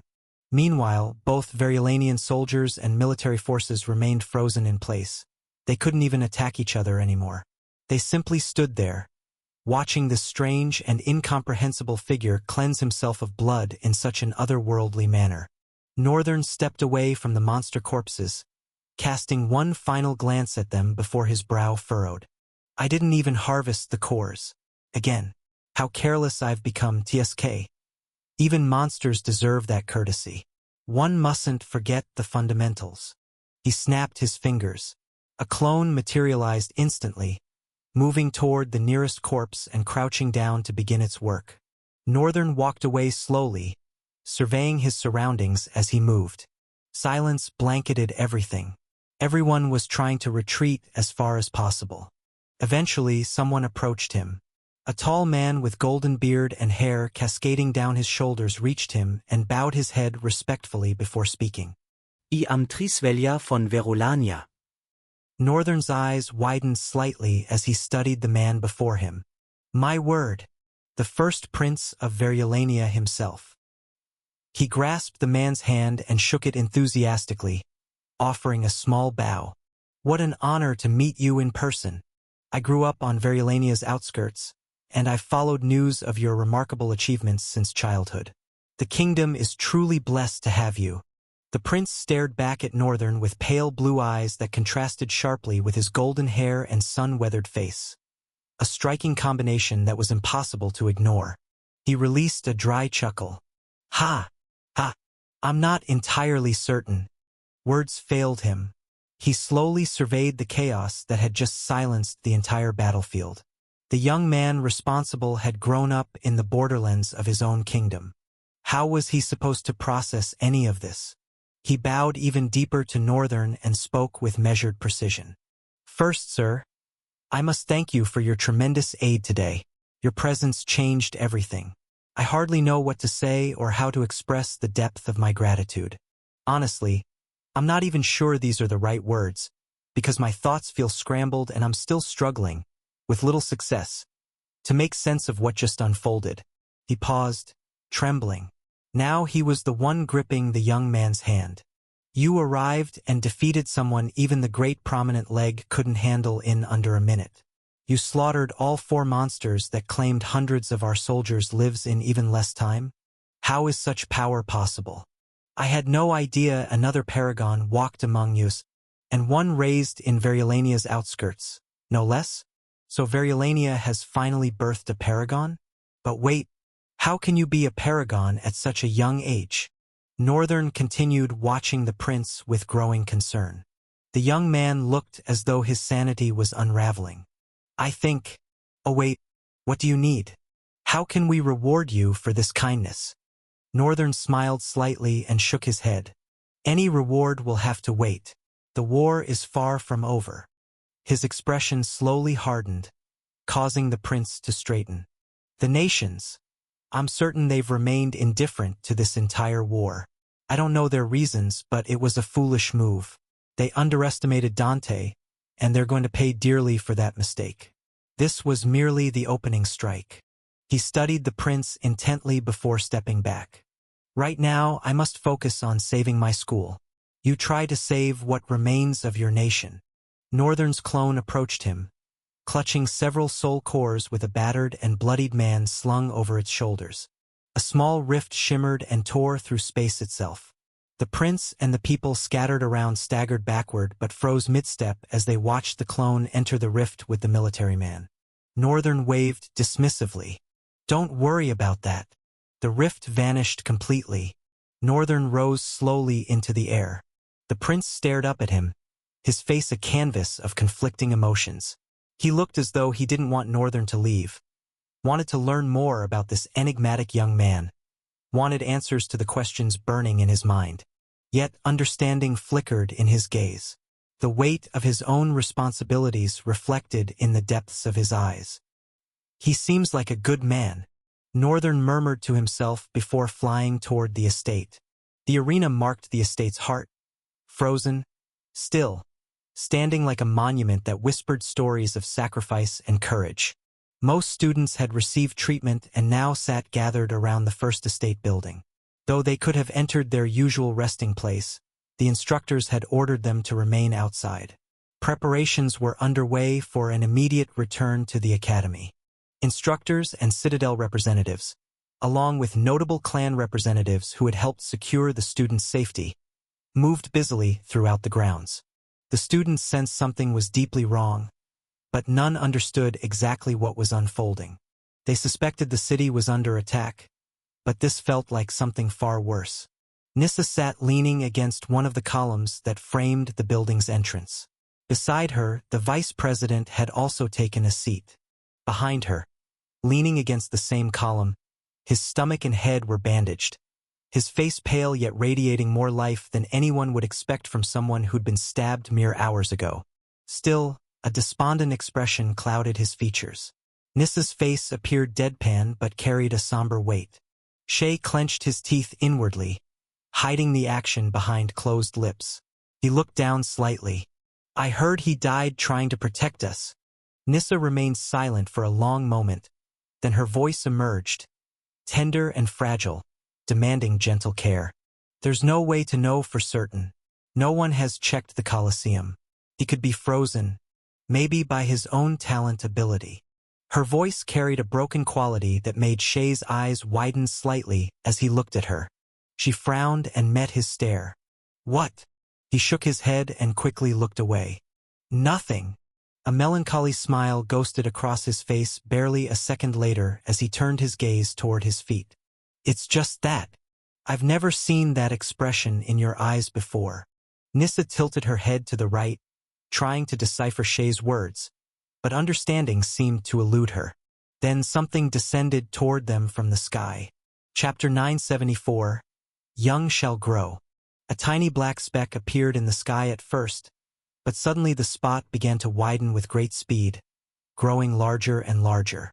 Before they knew it, the students and instructors were already watching someone flying toward them. The students slowly rose to their feet because there was only one person they all suspected could fly. Since this was the same thing they'd all been desperately wishing would appear to them right now, seeing the flying figure sent their hopes soaring. Shay looked toward the direction of the sky. Nissa did too. She was smiling, a strange light shining in her eyes as she quickly stood up, watching the figure fly closer.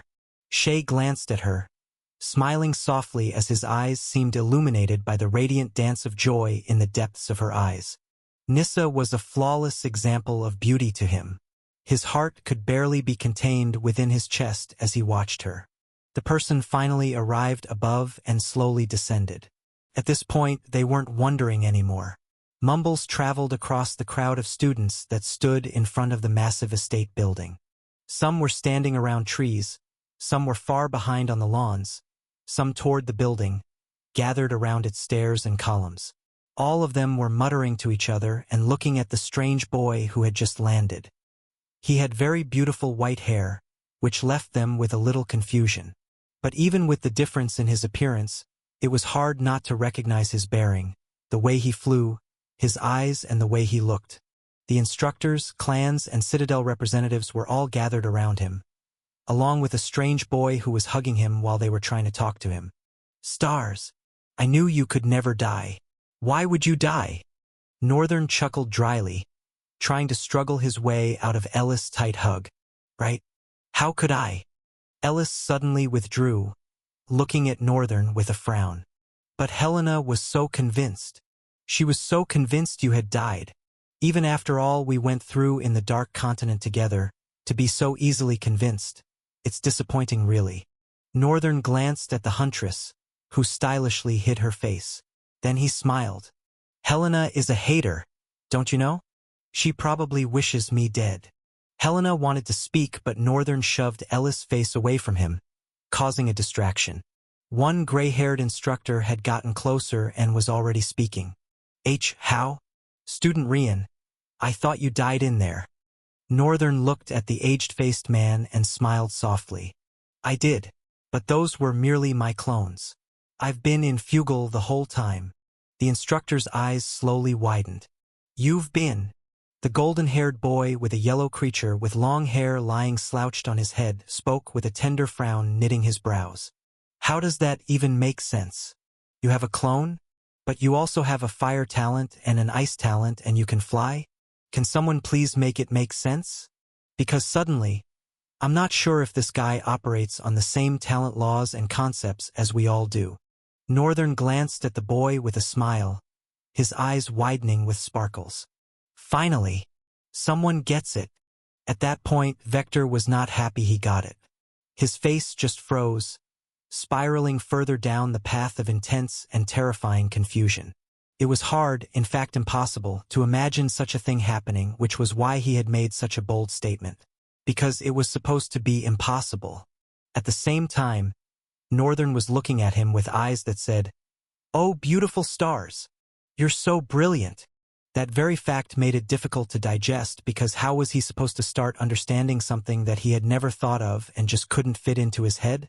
He would need more information to understand this mess. And it wasn't just him. Others gathered around were all muttering with different expressions of awe and disbelief. The instructors especially kept mumbling among each other. At that moment, he felt so much like the center of attention and wished he could sink into the ground. He was reminded once again of the reason why he wouldn't want to be a hero whose image stands as the beacon of humanity. Northern exhaled and was about to speak when a tender, musical voice sounded. "Silence, everyone." Northern's eyes widened slightly as he saw who had come.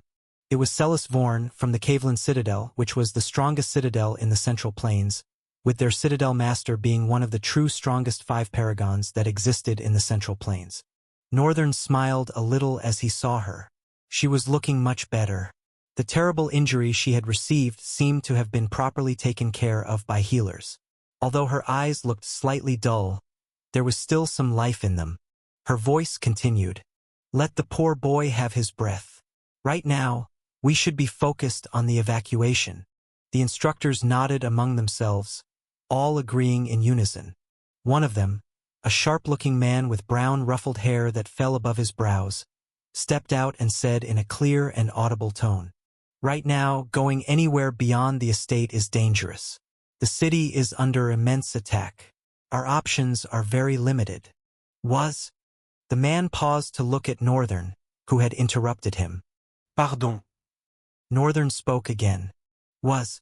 The city was under attack. I ended it when I came around. But at the same time, I don't think evacuation would be possible through conventional means. The airport was attacked and the ships were all stolen by strange hijackers. Now that I think about it, they have really been preparing for this." He sighed and shook his head before continuing. "Anyways, right now, the academy could be under attack. Is it really a great decision to have the students go back?" The students' faces slowly hardened. They all stood, stepping forward slightly to listen more to the conversation.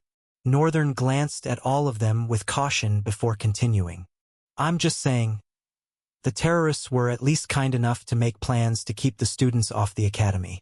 You guys won't have to die while trying to protect what is yours. There are still very notable instructors in the academy. I know of Instructor Annette. She cannot be defeated easily, that I know. Of course, her alone is not enough to stop an invasion of that magnitude. I'm sure a lot of the school's instructors also stayed back, so the academy will be safe. Why don't we consider another means of safety? I, at least, and some other instructors will go to the academy and serve as backup, and the rest of the students find safety. The crowd of students slowly parted, and Nissa, Shay, and a few other faces that Northern recognized surfaced. Northern frowned subtly as they approached. They better not. Shay stood beside Nissa, his gaze rigid with determination. This should not even be a question.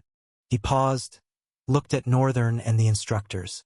If you ask every student here, they are probably burning with an intense desire to save our school. His frown deepened, the light in his eyes resonating somewhat with that in every other member of the student council that gathered around. Milgard is a home to us all. Who sits around, looking for safety while watching their home burn?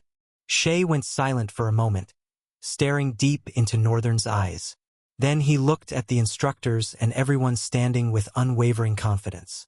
It's not a question that we need to prioritize the safety of the students. That is why the student council will be going along with the instructors. This is not even up for argument. Northern stared at the council vice president, and at Nissa herself, then at the rest of them. He could even see the boy who had sustained a severe injury from him standing upright and perfectly healed. Maybe he wasn't perfectly healed, but he at least looked the part. The instructors showed a little hesitation, but they did not say anything. Northern could perceive the subtle weight of the student council's influence like a canopy. Finally, Celis spoke, her voice stern and almost intimidating. I'm pretty sure you kids have no idea what you are all asking for. We don't know what is going on. But so much has been put into the preparation of such large-scale destruction. It's stupid guts and reckless, irritating pride to think that your presence will matter on such a scale of battle. I recommend you all find your way back to your parents' homes and stay safe. Let the adults take care of this. Northern glanced at Celis. The young lady spoke so much sense it suddenly felt like she was more beautiful, which she definitely wasn't. Northern was silent for a few seconds, then he sighed. All right, this is what will happen. Chapter 975, The Tower Airship. Everyone fell silent the moment Northern began to speak. If the student council wants to go to the academy to save their school, let them. But they need to understand that staying alive is their responsibility alone. It would be quite a shame if, after going there to save your school, you're the one who needs saving. I won't lift a finger if anyone gets killed. Trust me, I've watched many die without flinching, and I've taken lives out of pure necessity. I'm not going to feel compelled to save anyone. He paused, his gaze sweeping over them, cold and distant as winter stone. So I'll sound this warning one last time. Do you have to go? My subordinates are on their way here. Things have cleared up, so it's safe. You can start finding your way home from here. If you choose death, however, be my guest. Silence stretched between them. Some students behind the group took shameful steps backward, trying to blend into the crowd behind. But several notable student council members still stood their ground. Shay, Nasira, Ayuri Myo, Tristein, whom Northern had severely injured. A purple-haired girl remained too, along with the red-haired boy, Len, and even Tever, the former disciplinary committee leader. The new committee leader, Aster, stood behind them all, watching Northern with careful eyes that seemed distant for some reason. Northern's gaze swept over them once more. He noticed the black-haired girl with big round glasses turning her face away, her cheeks flushed red. Vector's voice cut through the tension. But how exactly do we plan to go? All the airships have been stolen. Getting to another port will probably take at least a day. I don't think the Academy's fall can wait another day. Celis frowned and crossed her arms. If I call in a favor with my headmaster, we should be able to arrange something. I'm just not sure how long it will take. The instructors clenched their fists, each falling silent as they pondered the way forward. Northern sighed. His sigh was soft, but the silence hung so heavy that it echoed like thunder. He didn't seem to care. I have a way for us to reach the academy. Every eye was already on him. Celis hesitated for a brief moment. Student. What way would that be? Northern looked at her directly. It's easier to just show you. Give me a minute. In the blink of an eye, he vanished.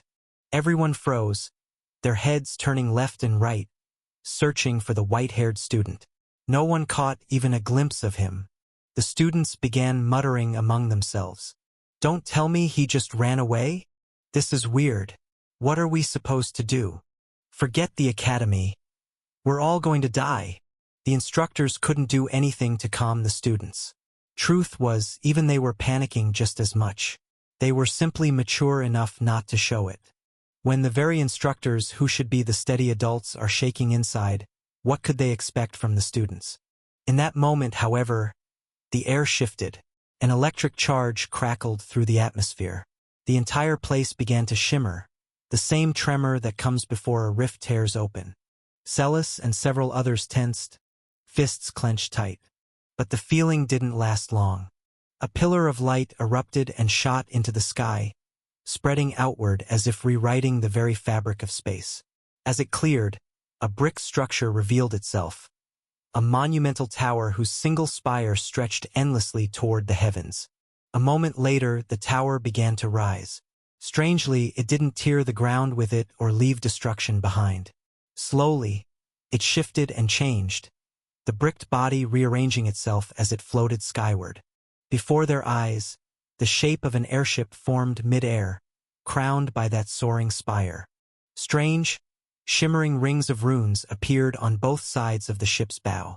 Then a staircase of bricks slowly unfolded all the way to the ground, the stairs themselves floating like spells. Everyone stared and muttered under their breath. Different expressions crossed their faces, but most shared the same unspoken question written in their eyes. Who is this person? They hesitated briefly before slowly climbing the floating stairs. The student council went first, then the instructors followed. Celis was about to climb when she looked at the other representatives. You don't have to go if you can't afford to. Kike, the swordsman, rested his hand on his sword's hilt and nodded. I hate to leave in a situation like this, but with what's happening in the Central Plains, my citadel will need me. Rushing to save the academy would be reckless. Same here. Evara looked at Celis with a subtle smile gracing her enchanting face. Not all our citadels have an ocean of strong people to spare. Celis chuckled and nodded before shifting her gaze to Vector. The young boy looked left and right before his eyes widened. Me? Oh, I'm going. Can't miss the fun of watching that guy fight. The other two chuckled and shook their heads. Celis smiled too. She turned to the two of them. Goodbye. I hope we meet again. They nodded at her and watched as she climbed the stairs along with Vector, who playfully hopped from one step to the next. Northern stood at the ship's bow, where the helm was positioned. The control mechanism had been restructured along with the entire tower, though the main control room remained in the tower's first chamber. After everyone had boarded, the stairs began folding back, merging seamlessly into the brick wall at the ship's base. Northern faced forward, then spoke with his hoarse voice, each word clear and sharp. Next destination, Milgard Academy. He grinned internally before gripping the helm. Damn it. I've always wanted to do that.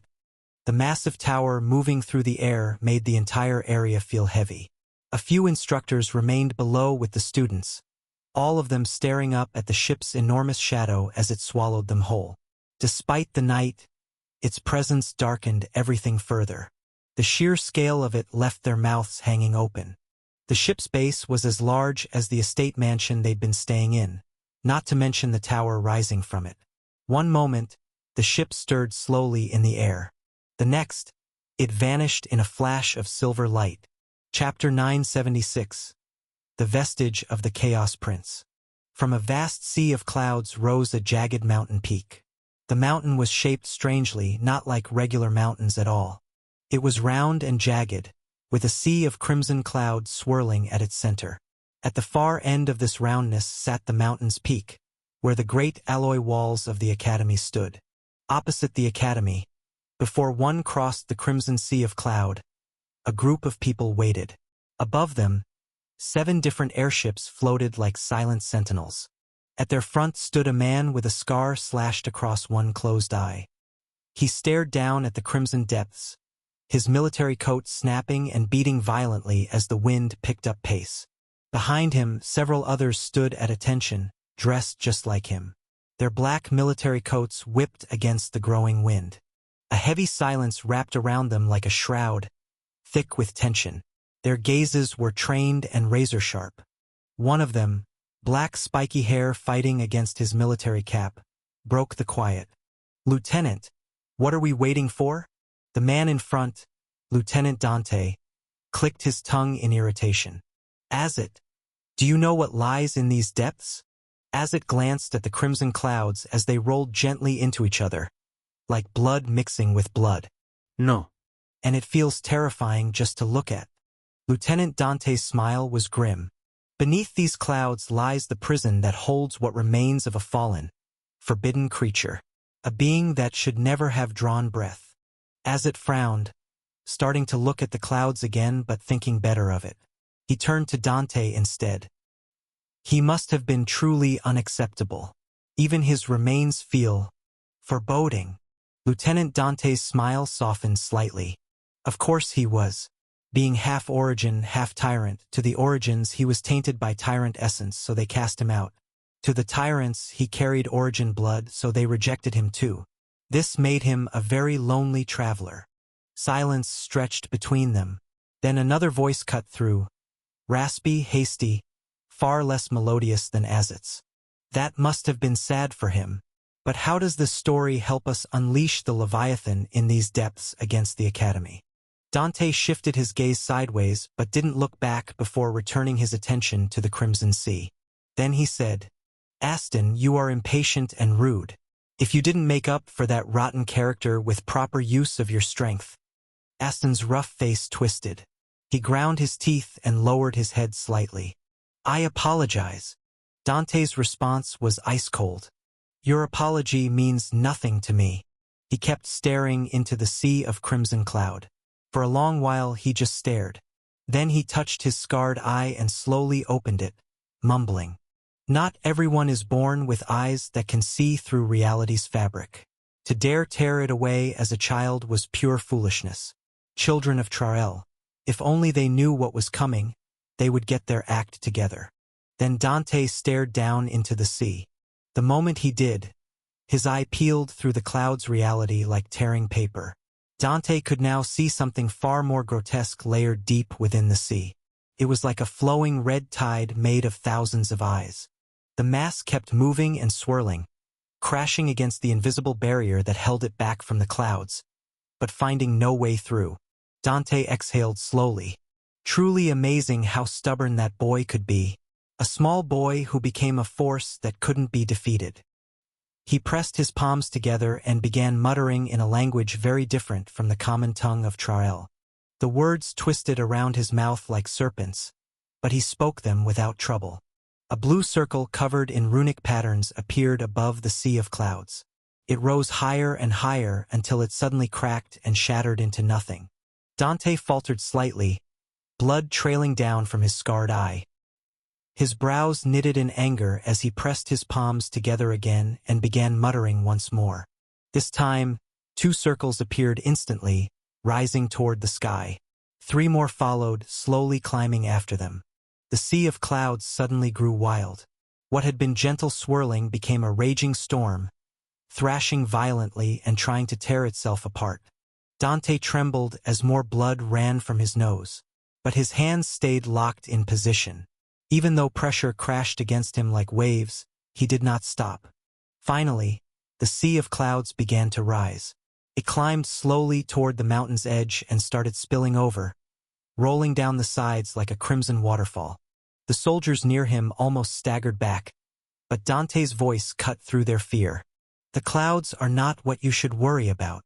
Their gazes snapped to the mountain's depths. Something was being revealed as the clouds poured away, mixing with the white mist that the mountain itself breathed out. What they saw made them all stumble backward, bodies shaking and eyes wide with terror. What in hell are those eyes, Lieutenant? Any strong drifter could sense how wrong and unnatural those eyes were. The way they drifted and stared back felt like staring into an abyss, one that stared right back. Not that any of them would know that old saying. The flowing tide of eyes slowly began to rise. The clouds, white just moments before, were now painted red, as if they had been stabbed and left to bleed out. Strangely, some of the clouds were slowly climbing up the Academy's walls, moving with grim purpose. Some of the majors behind Dante stared with barely hidden terror. One of them asked, "Lieutenant, what will that cloud do if it reaches the Academy's top?" He paused, looking at the rest of the clouds that had instantly turned red. "No, what are all these clouds for? Aren't they supposed to be some kind of prison? Why do they feel so threatening? Lieutenant Dante, or should we drop the act and call him Call?" Looked around with cold indifference. "Those? Well, the prisoner conquered the prison long ago. It was just waiting for its lock to break. Now, the prison itself moves by the prisoner's will." Call's gaze swept the scene. Not just the clouds. The Chaos Prince's remains conquered this entire island long ago, the very ground the Academy sits on. So the Academy's fall was always inevitable. Chapter 977. The fall of the Academy was always inevitable. The fall of the Academy was always inevitable. Annette scurried through a sea of scattered books, dark circles shadowing her eyes, as she tried to piece together information that echoed endlessly in her mind. Too many fragments crashed together in her thoughts. She struggled to either connect them or pull them apart. Her hair hung in tangled strands, but she couldn't spare a moment to care. Her apprentice fared worse. Vida lay buried beneath towers of books while papers littered every surface of the office. With most instructors absent, this was their chance. They could finally push their investigation deeper into dangerous territory. As a master, Annette had always held the privilege to come and teach at the Academy. But something felt wrong about this place. It started when she lost someone far more than a friend, to the Academy's harsh curriculum while Ruffsborough still held the president's seat. People die due to causes all the time. People consumed by vengeance happen just as often. But Annette wasn't driven by revenge. Felix had never regretted his choices, even when evidence surfaced that he might have been used. He remained at peace because Ruffsborough had honored his end of their bargain. Yet Felix always said one thing. The fall of the Academy was always inevitable. That phrase had sparked countless debates between them. Felix believed that Milwa had built the Academy on that island knowing it was doomed to collapse one day, and would drag thousands of students down with it. All for the power he craved. Nothing backed up this wild claim. It was just Felix's gut feeling run wild, or maybe not, but he never showed proof to his statements. So even though Annette trusted his instincts enough to bet her life on them, she wasn't foolish enough to chase such a dangerous truth. Until the Dark Continent incident changed everything. That disaster drove her to the Academy. What had Felix seen?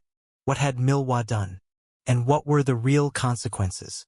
Did it begin with the Academy's fall and the death of its students, or end with them? These unanswered questions gnawed at her sanity. Every day she spent on Academy grounds felt like slow torture, and Vida bore the brunt of her obsession. She barely slept 4 hours each night, lost in endless research through ancient texts. Their hunt for crucial knowledge had already uncovered shocking discoveries, including the very reason Professor Heimberger remained alive despite being human. Of course, they could only access such forbidden information during this 1 week of the Milwa Festival, when security relaxed enough for them to break into the underground library. Annette staggered backward and collapsed, papers scattering across her like fallen leaves. She stared at the ceiling with hollow eyes, her gaze growing distant. A moment later, she released a heavy sigh. Vida emerged from her paper tomb, hands first, then pulled herself free.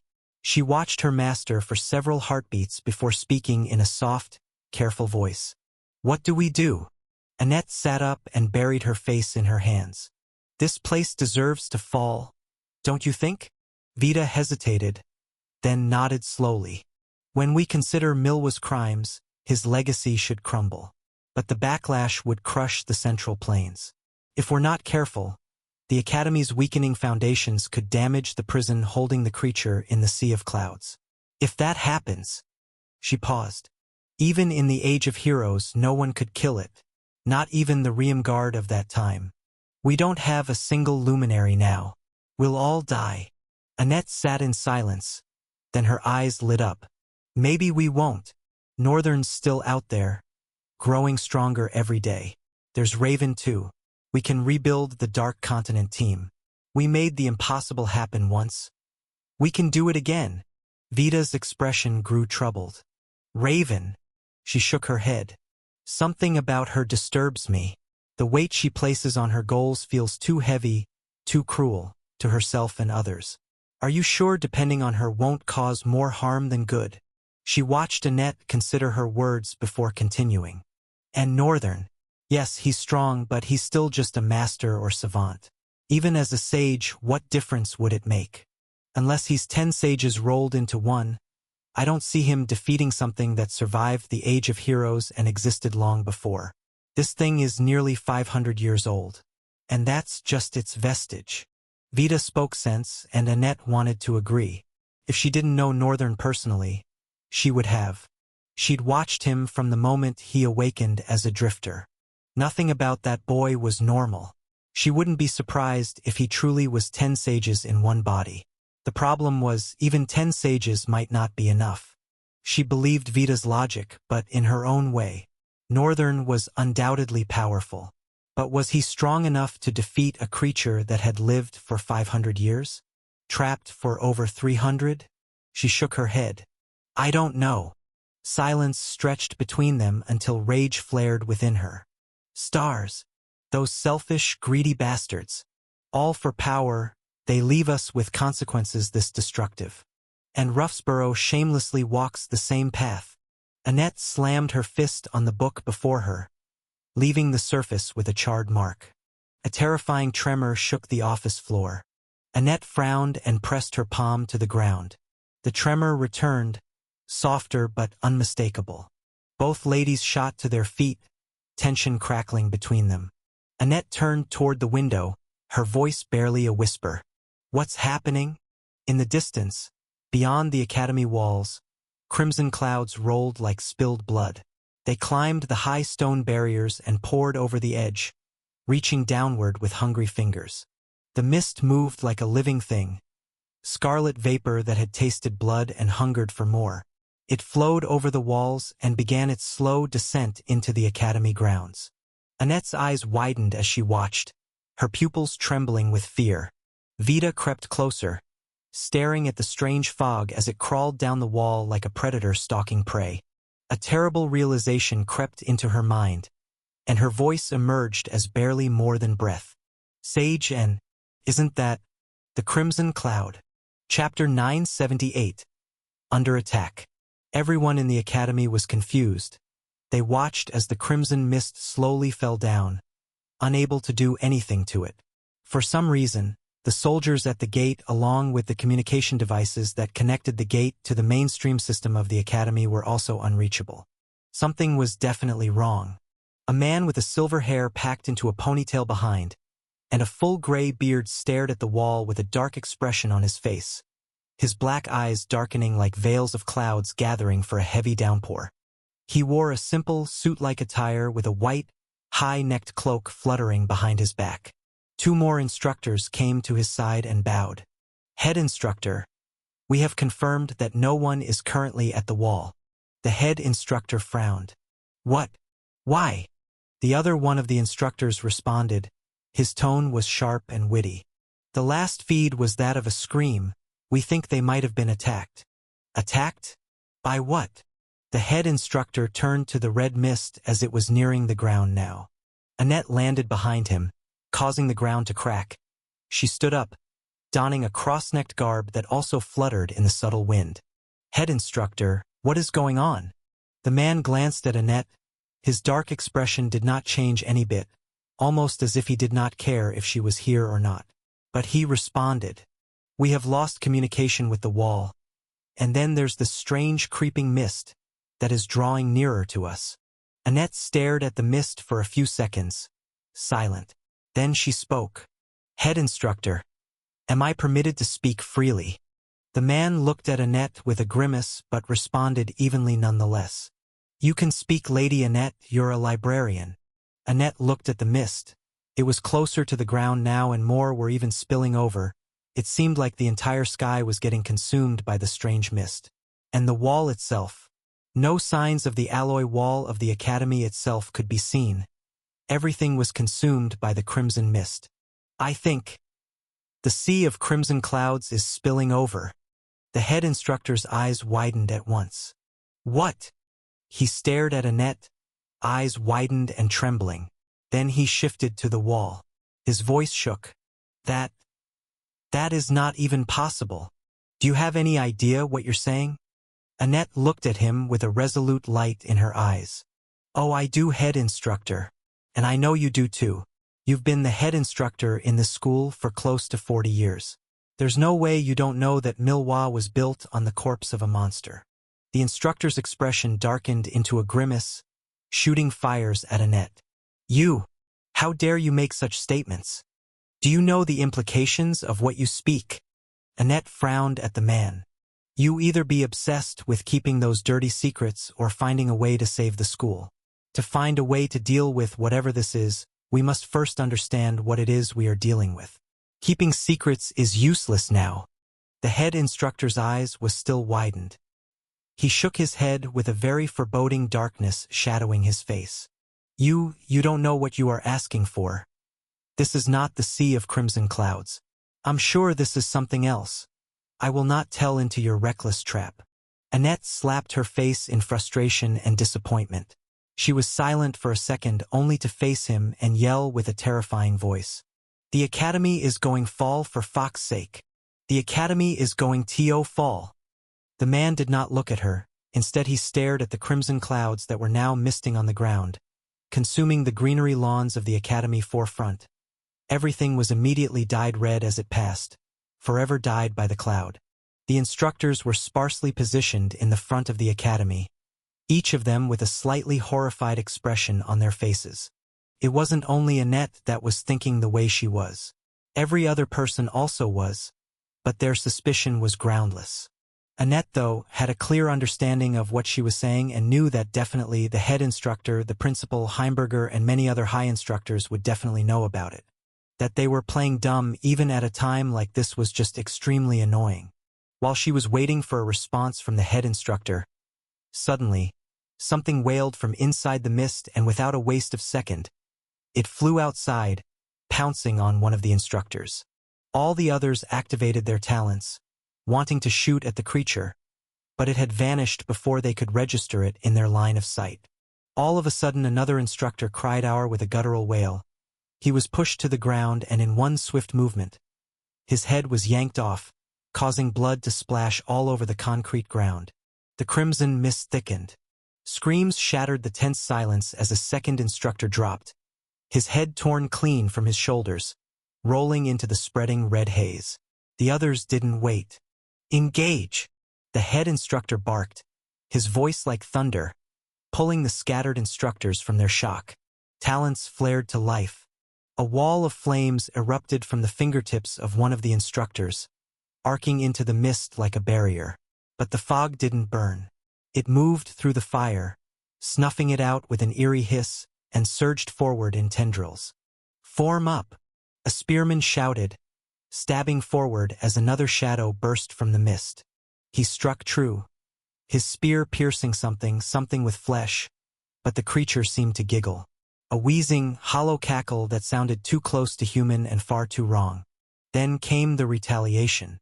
A crimson limb, jagged and hooked at the end, shot forward and tore through his armor like it was parchment, dragging him bodily into the fog. A crunch followed. Then silence. Chapter 979. The Fall of the Academy, Part 1. The monsters tore into the instructors, their claws ripping through flesh as they dragged the broken bodies into the crimson fog. More beasts emerged from the mist, muscles like steel cables, tendons stretched taut as bowstrings, eyes burning with bloodlust. Annette pressed her back against the main entrance, beneath the stone archway that led to the inner compound. The instructors stood closer to the outer walls, closer to death. Still, they fought. One instructor lunged forward, lightning crackling between his fingers. The bolt struck true, felling the monster that leaped at him. But two more pounced with terrible speed, their claws working in perfect sync to tear his arms from his shoulders before he could blink. The fallen monster rose again, jaws snapping shut around the instructor's head in one fluid motion. It dragged him backward into the red mist, leaving only a crimson trail. Two fresh beasts burst from the fog, racing toward their next prey. Annette's teeth ground together. She understood now. Her gaze found the head instructor, whose barked orders had drawn him several steps forward. With a single leap, she closed the distance and fixed him with a burning stare. This academy will fall, and I will not forget that you helped orchestrate its destruction. The head instructor's face twisted, but before he could speak, Annette soared upward in a tornado of fire. She rolled forward, sending violent winds that scattered both monsters and instructors alike. Something moved beneath the flames. Fast. A silver flash that vanished as quickly as it appeared. A bone-crushing sound split the air, and the ground shuddered beneath their feet. The nearest crimson monster exploded in a spray of flesh and blood, its steel-like tendons snapping like broken guitar strings. Vita cracked her knuckles and rolled her neck, deep shadows still carved beneath her eyes. She looked like she needed 16 hours of sleep, which made what she'd just done seem impossible. TCH. I hate this. Wish I could just sleep for like 16 hours before needing to fight. The academy track pants hit her powerful thighs, but even her loose shirt couldn't disguise the curves that seemed to flow in perfect harmony with her strength. This body that granted her such power was the same one that had cost her everything. Her clan name, her acceptance, branded as an imperfect creation. Annette glanced at her and grinned like a wolf. The tornado of fire expanded, consuming everything in its path. When the flames cleared, the monsters lay charred and still. The ground that had crawled with beasts moments before was now silent and empty. Every crimson monster was dead, and the surviving instructors stood with their mouths hanging open, blinking in disbelief at what they had witnessed. Annette's feet touched down, and she walked slowly toward the mist, her voice cutting through the silence as she addressed the instructors. All of you, pull back. The instructors looked at her with newfound respect and quickly began their retreat, leaving her and her apprentice alone in the outer compound with the lingering crimson fog. Annette stopped before the mist and slipped her hands into her pockets, studying it with a dark frown. What are you going to do now? Every creature you throw at me will be destroyed, until you have nothing left to send. The mist offered no response. Instead, it began to swirl. Then larger, more twisted monsters burst forth in trails of crimson light. But they weren't fast enough to catch a sage like Annette off guard. A wall of fire erupted and slammed into the first beast, hurling it backward. Vita met the second with another crushing blow. But this time, the monster didn't explode. Its thick muscles rippled as it was thrown back, rolling across the ground before coming to rest near the mist. The creature sprang to its feet and charged again. Vita drew back for another punch. But as it flew forward, the beast suddenly dropped low and lunged with razor-sharp fangs. She sidestepped just in time. The monster only tore away a strip of fabric from her side and left a shallow scratch across her skin. The beast whirled around, fixing her with menacing eyes that seemed to savor the taste of her blood. But before it could lunge, its partner crashed into it with a torrent of fire. Both monsters rolled and tumbled away from each other. Annette sent another wave of flames rolling forward like burning wheels. They slammed into the beasts, consumed them, and exploded skyward. The fire burned intensely before slowly dying down. The monsters tried to move, but they were badly burned, their bodies blackened like charcoal. Annette looked at Vita with a stern expression. Finish them. Vida hesitated. Annette caught it instantly and shouted, "Do you think those things are human? Kill them, Vida!" She gritted her teeth and surged forward. As she moved, sparks of light danced around her fist, forming a sleek gauntlet with razor-sharp knuckles. She raised her hand and buried it into the monster with explosive force. A shockwave rippled outward. The creature convulsed once, then went still. She moved to the next beast and crushed its head before standing up. Annette was already facing the mist, ready for whatever came next, until her expression changed, because there was a sound. Something groaned like an ancient beast about to die. Huh? She stared at the walls, frowning as she listened carefully. Then she heard it again, a gentle, low creaking, as if the metal wall was being torn apart from within. Her eyes widened as she realized what was happening. The wall. It's tearing. The seemingly unbreakable academy wall groaned again, this time louder and more painful. Everyone heard it just as clearly as Annette had. They all stared at the wall, horror draining the color from their faces.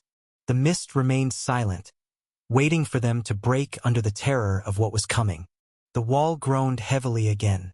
A thin crack suddenly appeared on the surface. Whatever was trying to break through had to be massive, fast, airborne, and incredibly strong. Such a creature should be impossible. Though nothing was truly impossible in this world of drifters and rifts and monsters, there were rules, subtle laws that governed each monster's form and power. This was why the wall should never break. But none of that seemed to matter now. Everyone below stood frozen. Fear gripped their hearts so tightly that no one could move. Even Annette could only watch as the walls groaned in pain, about to be shattered by something that filled her with true dread. The next sound that echoed through the air. The entire wall trembled, then exploded. The metal splintered like glass under divine wrath, bursting outward in molten fragments. Each piece sang through the air like death bells, crashing into towers, embedding in pillars, piercing the ground with thunderous force. One chunk of metal tumbled through the air and slammed into the archway leading to the inner compound, causing it to crumble under its crushing weight. Another crashed into the row of cherry trees, destroying their beauty and sending them toppling into each other. A massive piece flew deep into the inner compound, rolling and tearing up the concrete before smashing into the grand fountain at the academy's heart. It settled in the water with a splash. Water spilled everywhere, and the statue of a man holding a book collapsed over the stone. Silence fell, but it wasn't peace. It was the quiet that came before something final. The air trembled, not from heat, not from power, but from presence. Annette's lips parted, her breath catching. She'd faced monsters born from rifts, seen warped horrors and unspeakable mutations. But this was something else. The wall groaned once more, and then the creature slowly stepped through. A limb, that was the only word for it, emerged first. Thick as a building's support beam, covered in plates of black armor laced with glowing crimson veins. Each step left scorched prints behind, as if the very ground recoiled from its touch. Then came the head, long and twisted like a dragon's skull, crowned with jagged horns that pulsed with bloody light. A single slit of an eye opened. Just one. It looked down at them all, and smiled. Vida's fists clenched, but her knees shook. What the hell is that? Chapter 980. The Fall of the Academy, Part 2. The creature thrust through the hole in the door, its massive twisting horn ripping through the wall's alloys like paper. The sheer weight of its body pushed forward, metal screaming against bone and scale. The wall shuddered, concrete cracking under the assault. With one brutal swipe of its limb, the monster tore through what remained, metal shrieking as it split apart under terrible force. Crimson scales caught the pale moonlight, each one gleaming like fresh blood as the beast carved its way through the academy's reinforced wall. Its foreleg crashed through, striking the ground with a thunderous impact. Concrete exploded outward, sending fragments spinning through the air like deadly rain. Mist pooled at its feet, swirling in lazy spirals. The creature's hind leg followed, smashing through the last of the wall. The entire island groaned beneath the weight, trembling as if the earth itself recoiled from this abomination. The beast pulled its full body through the breach, revealing itself in all its horror. A cathedral of flesh and nightmare stood before them, towering like some cursed mountain dragged up from the depths of hell. Its hide rippled with scales and muscle, ridged with thorns that pulsed like living veins. Crimson tendrils, thick as ancient trees, lashed from its back, whipping at the sky as if settling some ancient grudge. The twisted face was a maze of bone and horn, for massive spikes stretched backward while two others curled toward its gaping maw, framing rows of unforgiving teeth. It raised its serpentine neck, scales pulsing with crimson energy, then lowered its massive head. Crimson eyes blazed like dying stars, ancient and merciless. As it stared down at them, the world changed. The air thickened, each breath a struggle. Instructors collapsed to their knees, clutching their chests as they gasped for air. The wind itself turned crimson, heavy with dread as it drifted through the darkness. Everything, air, atmosphere, the very stones beneath their feet, pulsed with the vile presence of the thing watching them. Annette tried to move, but invisible weight crushed down on her shoulders. It felt like the creature's massive limb pressed against her, though the beast hadn't stirred. It simply stood there, studying them all. Then, between its scales, eyes opened, and began to fall. They dropped into the crimson mist below, and from that fog, nightmares emerged. Creatures with 4 legs and whipping tails, long necks and cruel horns, burst forward at blinding speed. Here one moment, gone the next. Others took to the sky on leathery wings, darkening the Academy's night. Each bore a single crimson eye that rolled across their bodies, watching, always watching. The Academy drowned in chaos and carnage. Outside the Academy, airships plummeted into the mountain's depths, their broken hulls spinning through empty air. Bodies fell alongside twisted metal, disappearing into the darkness below. Call, still wrapped in Lieutenant Dante's stolen flesh, watched the torn Academy wall with cold indifference. The majors behind him trembled, faces drained of color as they witnessed the devastation. One sweep of the creature's tentacles had shattered all 7 ships floating in the air. Then it had carved through the wall itself, metal screaming as massive limbs punched through. The Academy was built from the strongest metal in the world, imported from Ironspine Mountain in Riemgard, a mountain of pure iron that had formed from the corpse of the first Leviathan to ever walk the earth. For this creature to tear through that iron wall so easily meant only one thing. It was a Leviathan too. Call knew this, of course. He had arranged for it himself, pouring resources and more than half his strength into this gambit. The effort had left him weak, forcing him to avoid direct confrontation. But they had defeated his first attempt in Lithia. Most likely Burning Storm's doing. At least the bastard exhausted himself and died for it. He kept staring at the gaping hole in the Academy wall. The barrier stretched so high that even with the Leviathan inside, he could see nothing of the battle within. Only a section had been torn open. The rest of the wall still stood, though it groaned under the strain. As it swallowed hard, his voice shaking. That thing, if they can't defeat it, won't it destroy the rest of the continent? Call glanced back with a frown. And what's wrong with that? The young major's throat worked. Pardon me, Lieutenant, but aren't we trying to save the continent? Call turned to face them fully. Don't be naive. Do you think we have the resources to battle United Nations? Right now, I'm certain there's no man on trial strong enough to defeat a catastrophic Leviathan. He paused, letting the words sink in. The only way would be for all Paragons to join forces. Riemgard would have to get involved too.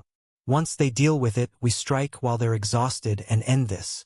In Call's mind, that moment, striking while they were broken and spent, would be the culmination of everything. The final war between those who united to save their continent and his army would snap the last threads holding peace together. Once that boundary shattered, Cryos would be free again. And this time, no one would reverse the situation. He would make sure the only person capable of stopping Cryos stayed very, very busy. The third major spoke up, his voice thick and intimidating, definitely more mature than the other two. Is Burning Storm really dead? You actually killed him? Carl stared into the gray eyes of the black-haired boy, whose dark bangs hung above thick brows. Do you doubt me? The major shook his head. I don't. I watched the dynamic between you two during my days as a constable. Burning Storm might have hurt you, but I hoped he wouldn't have to die. The man's gaze dropped to Carl's waist. Also, not to question you, but where is your sword? Carl's expression darkened. Not to question me? What gives you the right? Do you have a death wish? The air crackled with killing intent. The major stepped back immediately, bowing his head. I apologize. Carl ground his teeth in irritation. You all seem determined to test me tonight, as if killing my only friend wasn't enough. Are you trying to make me kill you too?